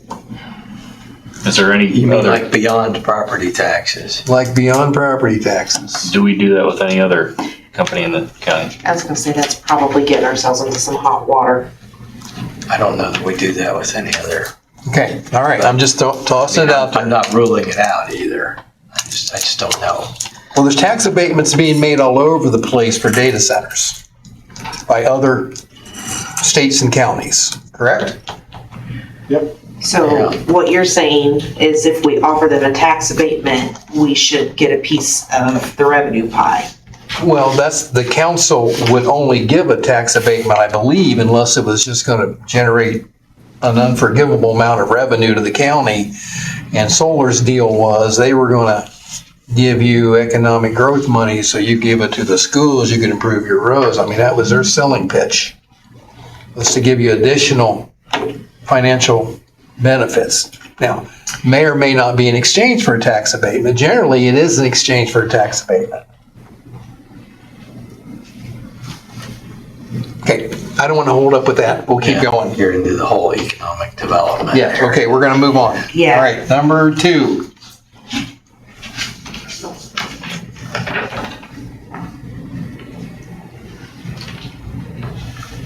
Well, conditions do run with the land.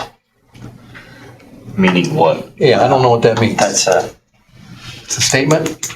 kind of a statement there. What does that mean, Doug? And this is different then what a condition that the BZA approves is for the business. What is the land? Todd, what does the statement overall say? It stays there. Ed's on it, which is a BZA special exception runs with that business and not with the property. With the property. And this is And what saying- this is saying is it runs with the property, so it's a change. So, And if you want to keep it or not, Meaning if they wanted to relocate, they could take that special exception with them. no, it stays with that piece of property. Stays with that piece of property. It's attached to it. Okay. Right, it's attached to that piece of property. Let's make that a little more clear then for the general layman. yeah, when the BZA imposes conditions of approval, it is for that piece of property, for that business. If that business ceases to exist, that condition is gone. If that business moves someplace else, that condition is lost. Well, what he said.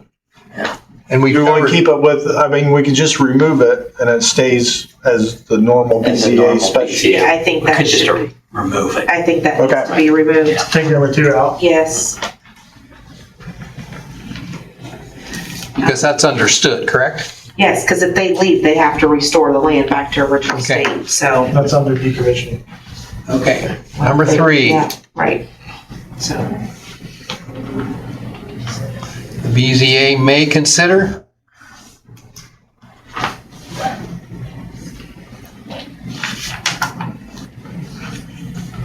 Yeah. Okay, everybody go to 3? What's the point? What are you trying to convey with this point? So with this one, I've changed it to shall. And it made me think that we should develop another part of this ordinance as specific findings of fact for a data center. And this would be one of them, is that the board shall consider whether the scale and operation of the proposed facility provide a long-term benefit and proportionate to the land use impact and infrastructure demand and the public burden. That's a good question for the BZA to consider before, would be one of the findings of fact. So you're And maybe basically, that's where it should belong, is in a finding of facts section, which is not in here yet. It's one of those things that's come upon me over this Give time. everybody an overview of finding a fact, Todd. So anytime a special exception or a variance or other items within the APC, but within the BZA, the application comes in and then it's discussed, information is provided, and each member of the BZA fills out a findings of fact sheet, which can be specific for that particular item, like a data center. But mostly it's different things like, does it fit within our ordinance? Does it abide by our ordinance? Does it align with our comprehensive plan?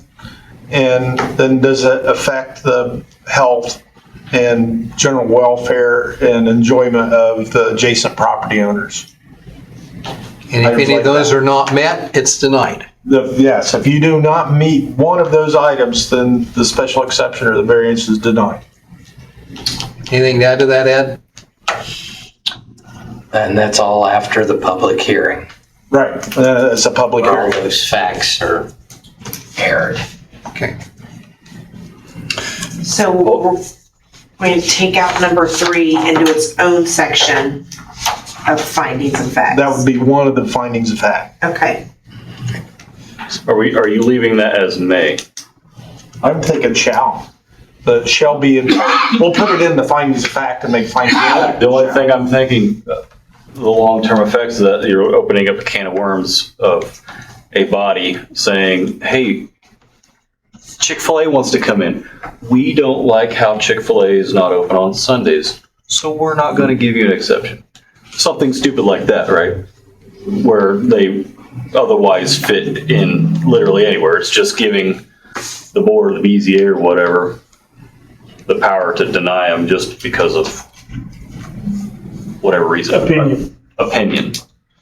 I think that opens up a can of worms. That happens all the time. I know, I realize that. I think that is. Those findings of fact are state statute. Correct? Those findings of fact are state stat. I mean, you have to have findings of fact. Right. Yes. But then within the county, we can have extended findings of fact. Because the ones in the state statute are like, there's 5. So, And we can extend them and we can make them specific for whatever the application's for. We can't have less, we could have more. Or, so that should be a may then, not a shall. Okay, no, stop talking. No, please continue. Is that only going to apply for data centers, or is that something we Only utilize data across centers. the board? Right. For things outside this ordinance, for non-data centers? just data Okay, centers. that's fine. So I'm thinking, develop a set of findings of fact just for data centers. Okay. Any other comments on W? Because we're going to do X before we leave. No. We got one. Yes, please come up.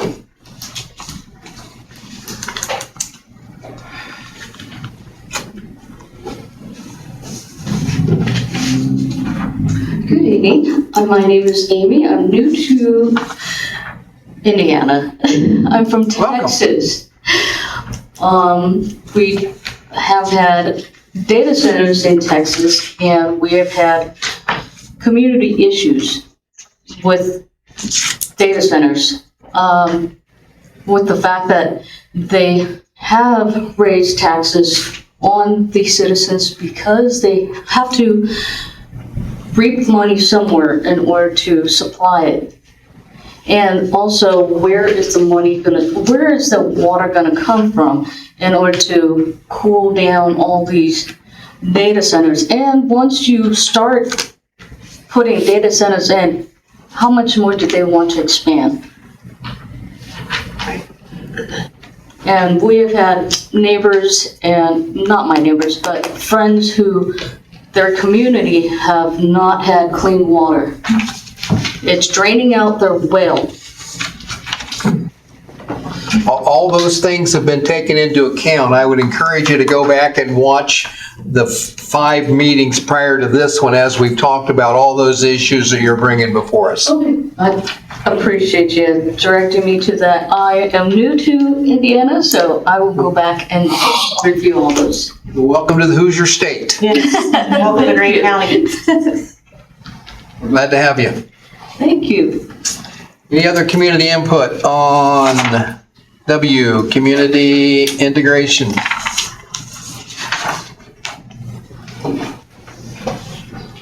Sherry French, 700 South.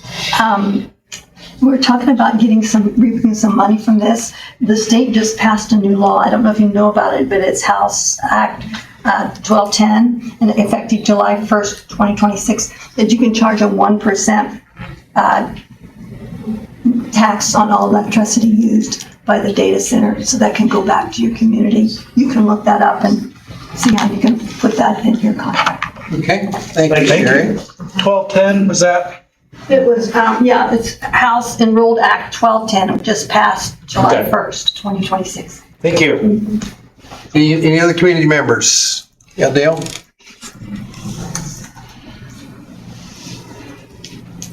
On number 1, where he said it was the IRU, it wasn't in the definitions, and I really, to be honest, I didn't have a clue. I had like 5 or 6 things. I'd like to see that added to definitions, just so that it reflects back to that acronym. Sure, thank I you. agree. Very good.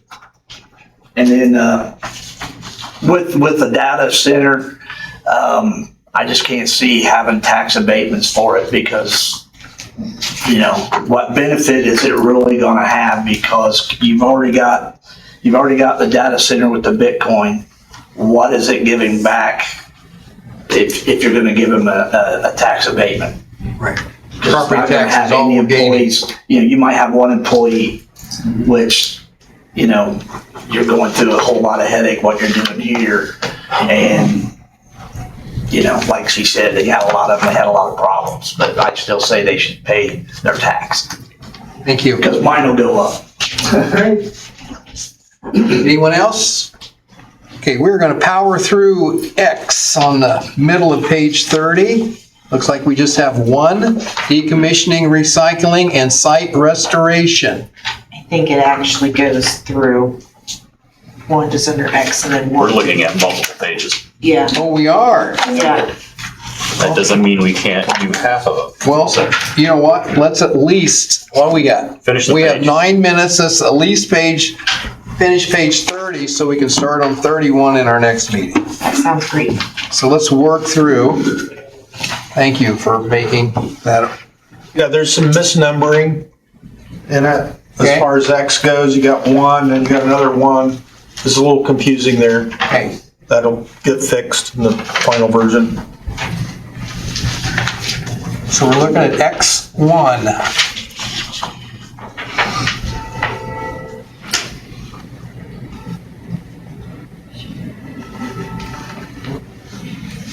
We need some periods in there. Yes. I think it's all one sentence. Add grant in front of county on line 3.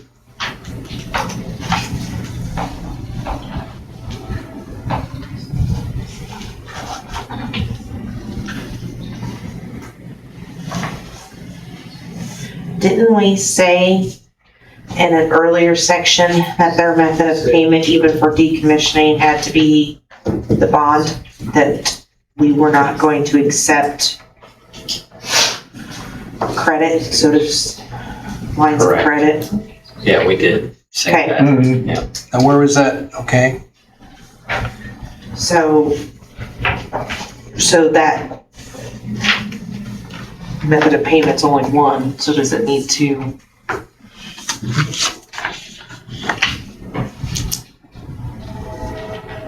So we're going to declare the method of payment as what? The bond? Bond? Yeah. Okay. So we're going to add bond under method of payment. Anything else?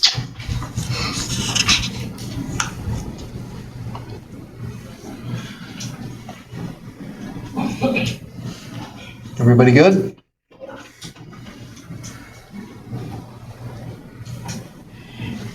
Who declares that the facility is a public nuisance? Last few words. That's a good point. That's defined in our overall ordinance. Public nuisance. Okay, As defined. So there's a lot of different ways in which it could be a public nuisance. okay. Should, or revocation of special exemption be added?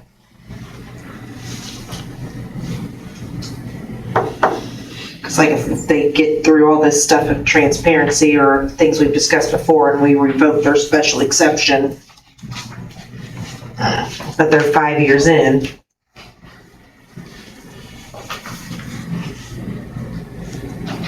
Because it just says, end of project life, abandonment, facilities declared a public nuisance. Is that covered under facilities declared a public nuisance?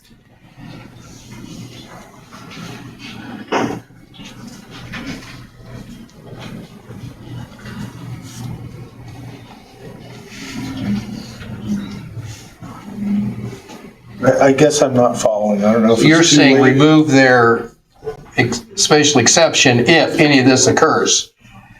No, what I'm saying is that if, for whatever reason, the Board of Zoning removes their exemption at any point, does that need to be added into this?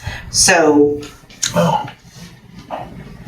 So are they responsible for decommissioning and everything else in the event that they would be if we revoke their, denied? correct. Good point.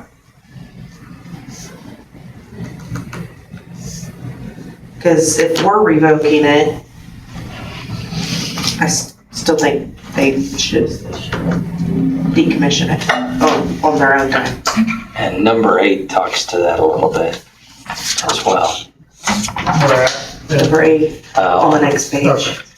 Yeah, there's under removal, recycling, and site restoration. Okay. Okay, move on to number 1 in parentheses, discontinuation and abandonment.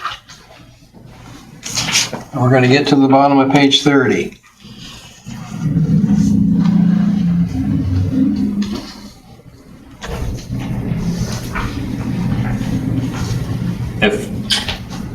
If the owners decide to pull the plug and hightail it out of town, they're not gonna give 60 days, and who cares, right?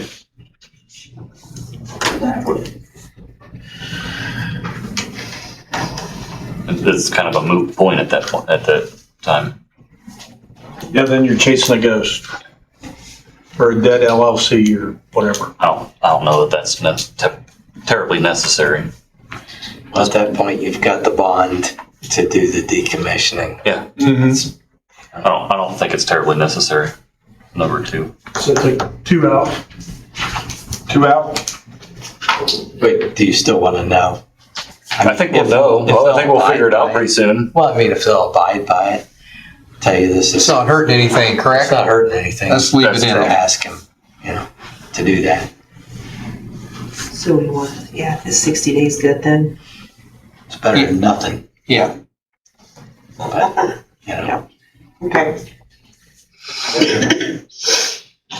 All right, so we're leaving 2. Yes. Number 3. Just add Grant in front of commissioners into the Grant County Area Plan Office.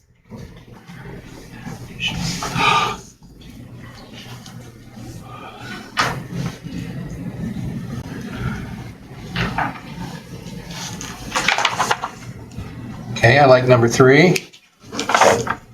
Number 4.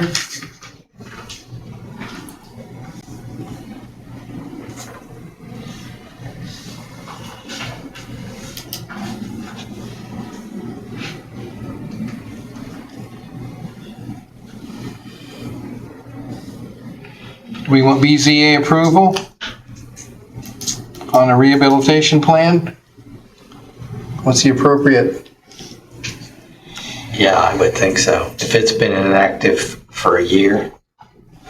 Bring it back for a special exception? Yeah. Okay.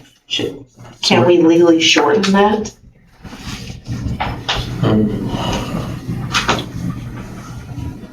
To 6 I don't think months? we want to deal with it unless we know for a fact they're going. Or they're gone. Gone. Yeah. We'll know. I was gonna say, So you're that gonna know before a that year's falls into up. adverse possession legalities at that point. Disregard. Okay. So we're leaving everything as is with the exception of adding BZA to something, is that correct? Is that what I Yes. heard? By the Grant County BZ. Right. 3rd line. Yes.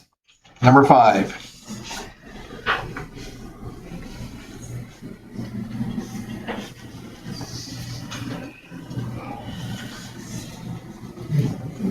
I'm fine with it.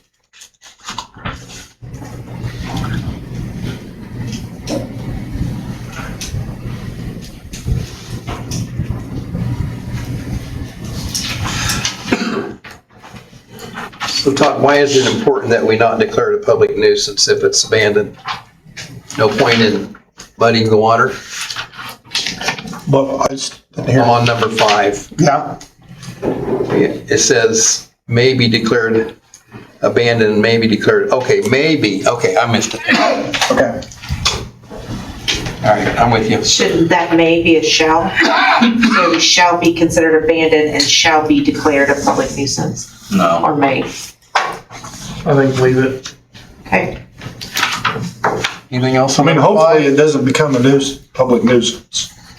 They can abandon it and, things be kept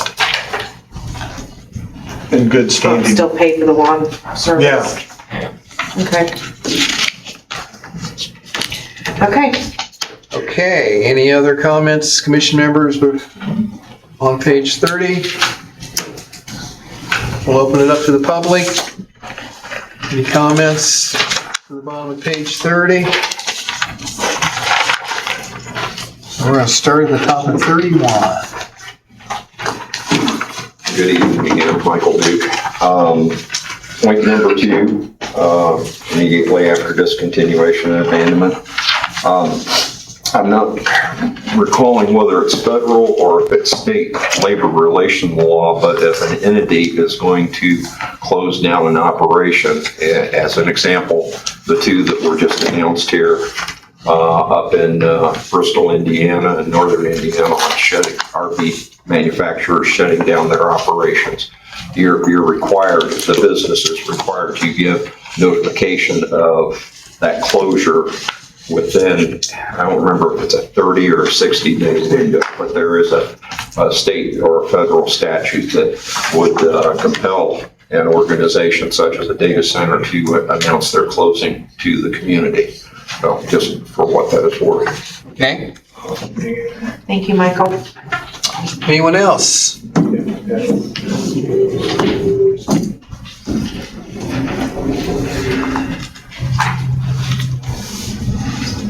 Hello again, Zach Glessner.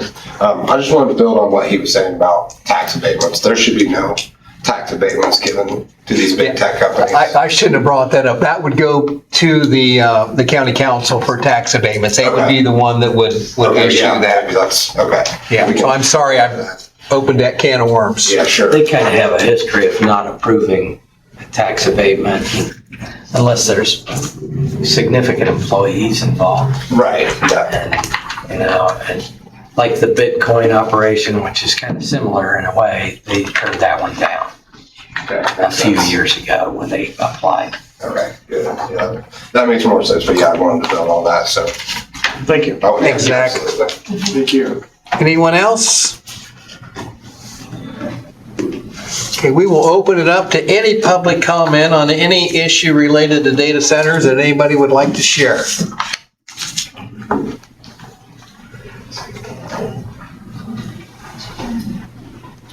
Hi, Bill. Hi, how you doing?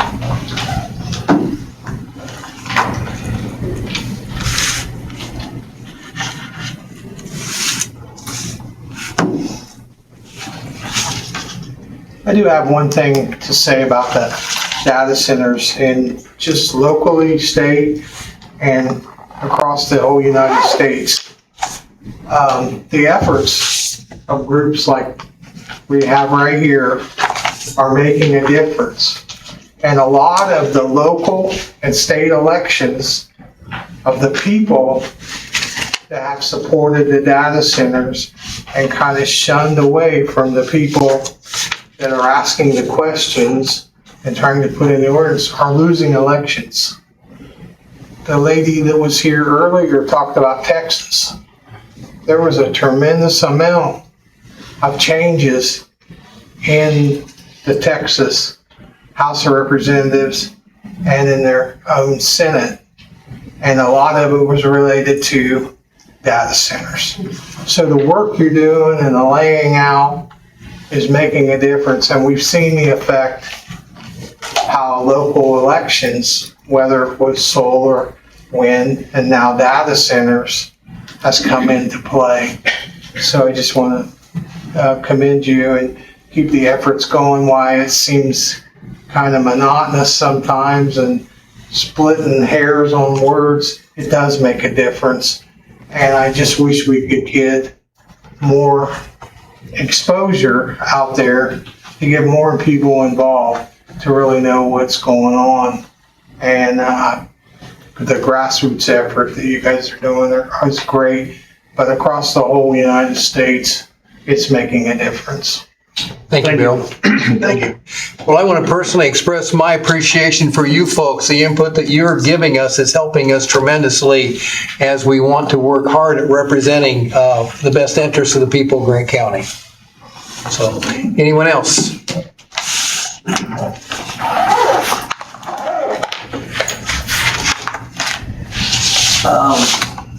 number 5 on the bottom of page 30. You have shall be considered abandoned, and why couldn't you put shall be,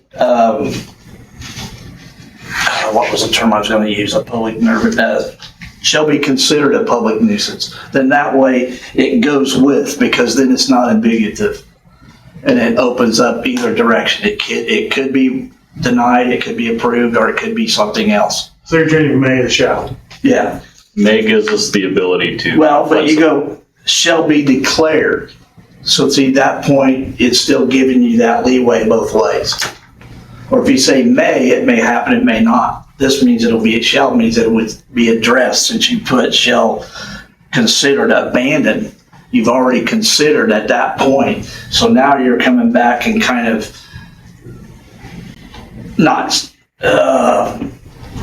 you're not saying the same thing.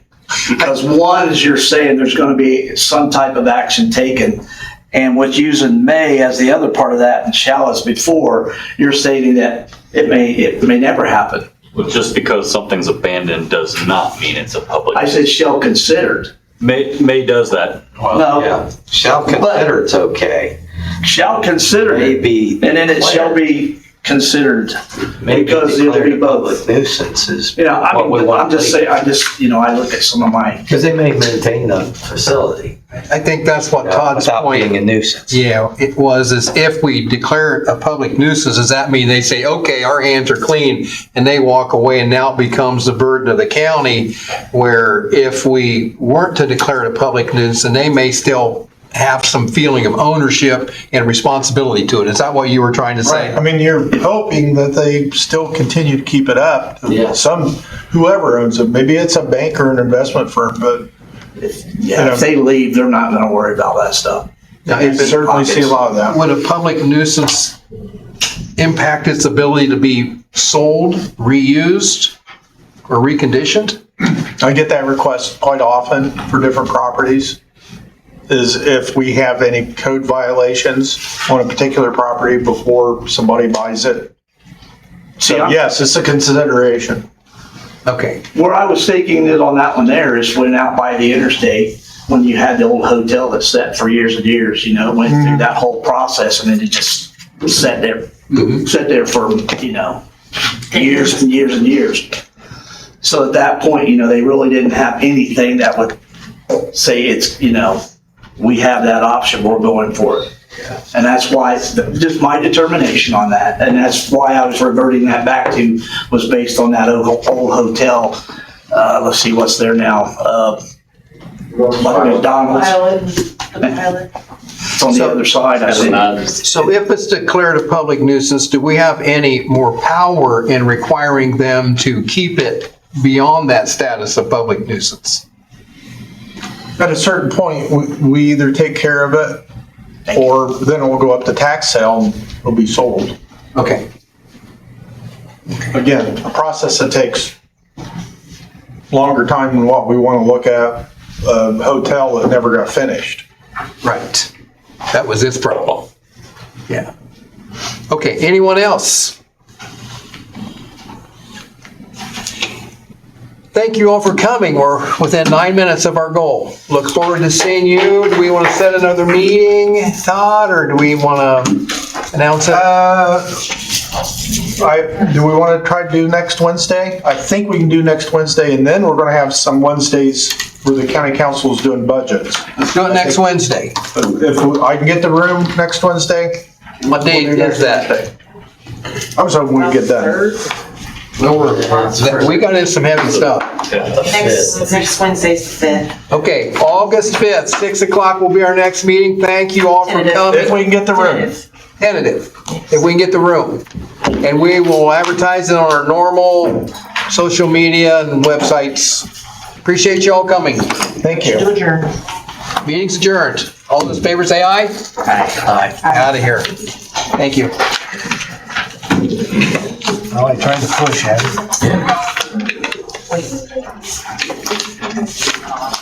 Thanks, Are we Gail. still recording? Yes. Turn us off, Todd. Todd. Wait, I want to put this off. See you guys. See ya. Bye, Nolan. Thank you.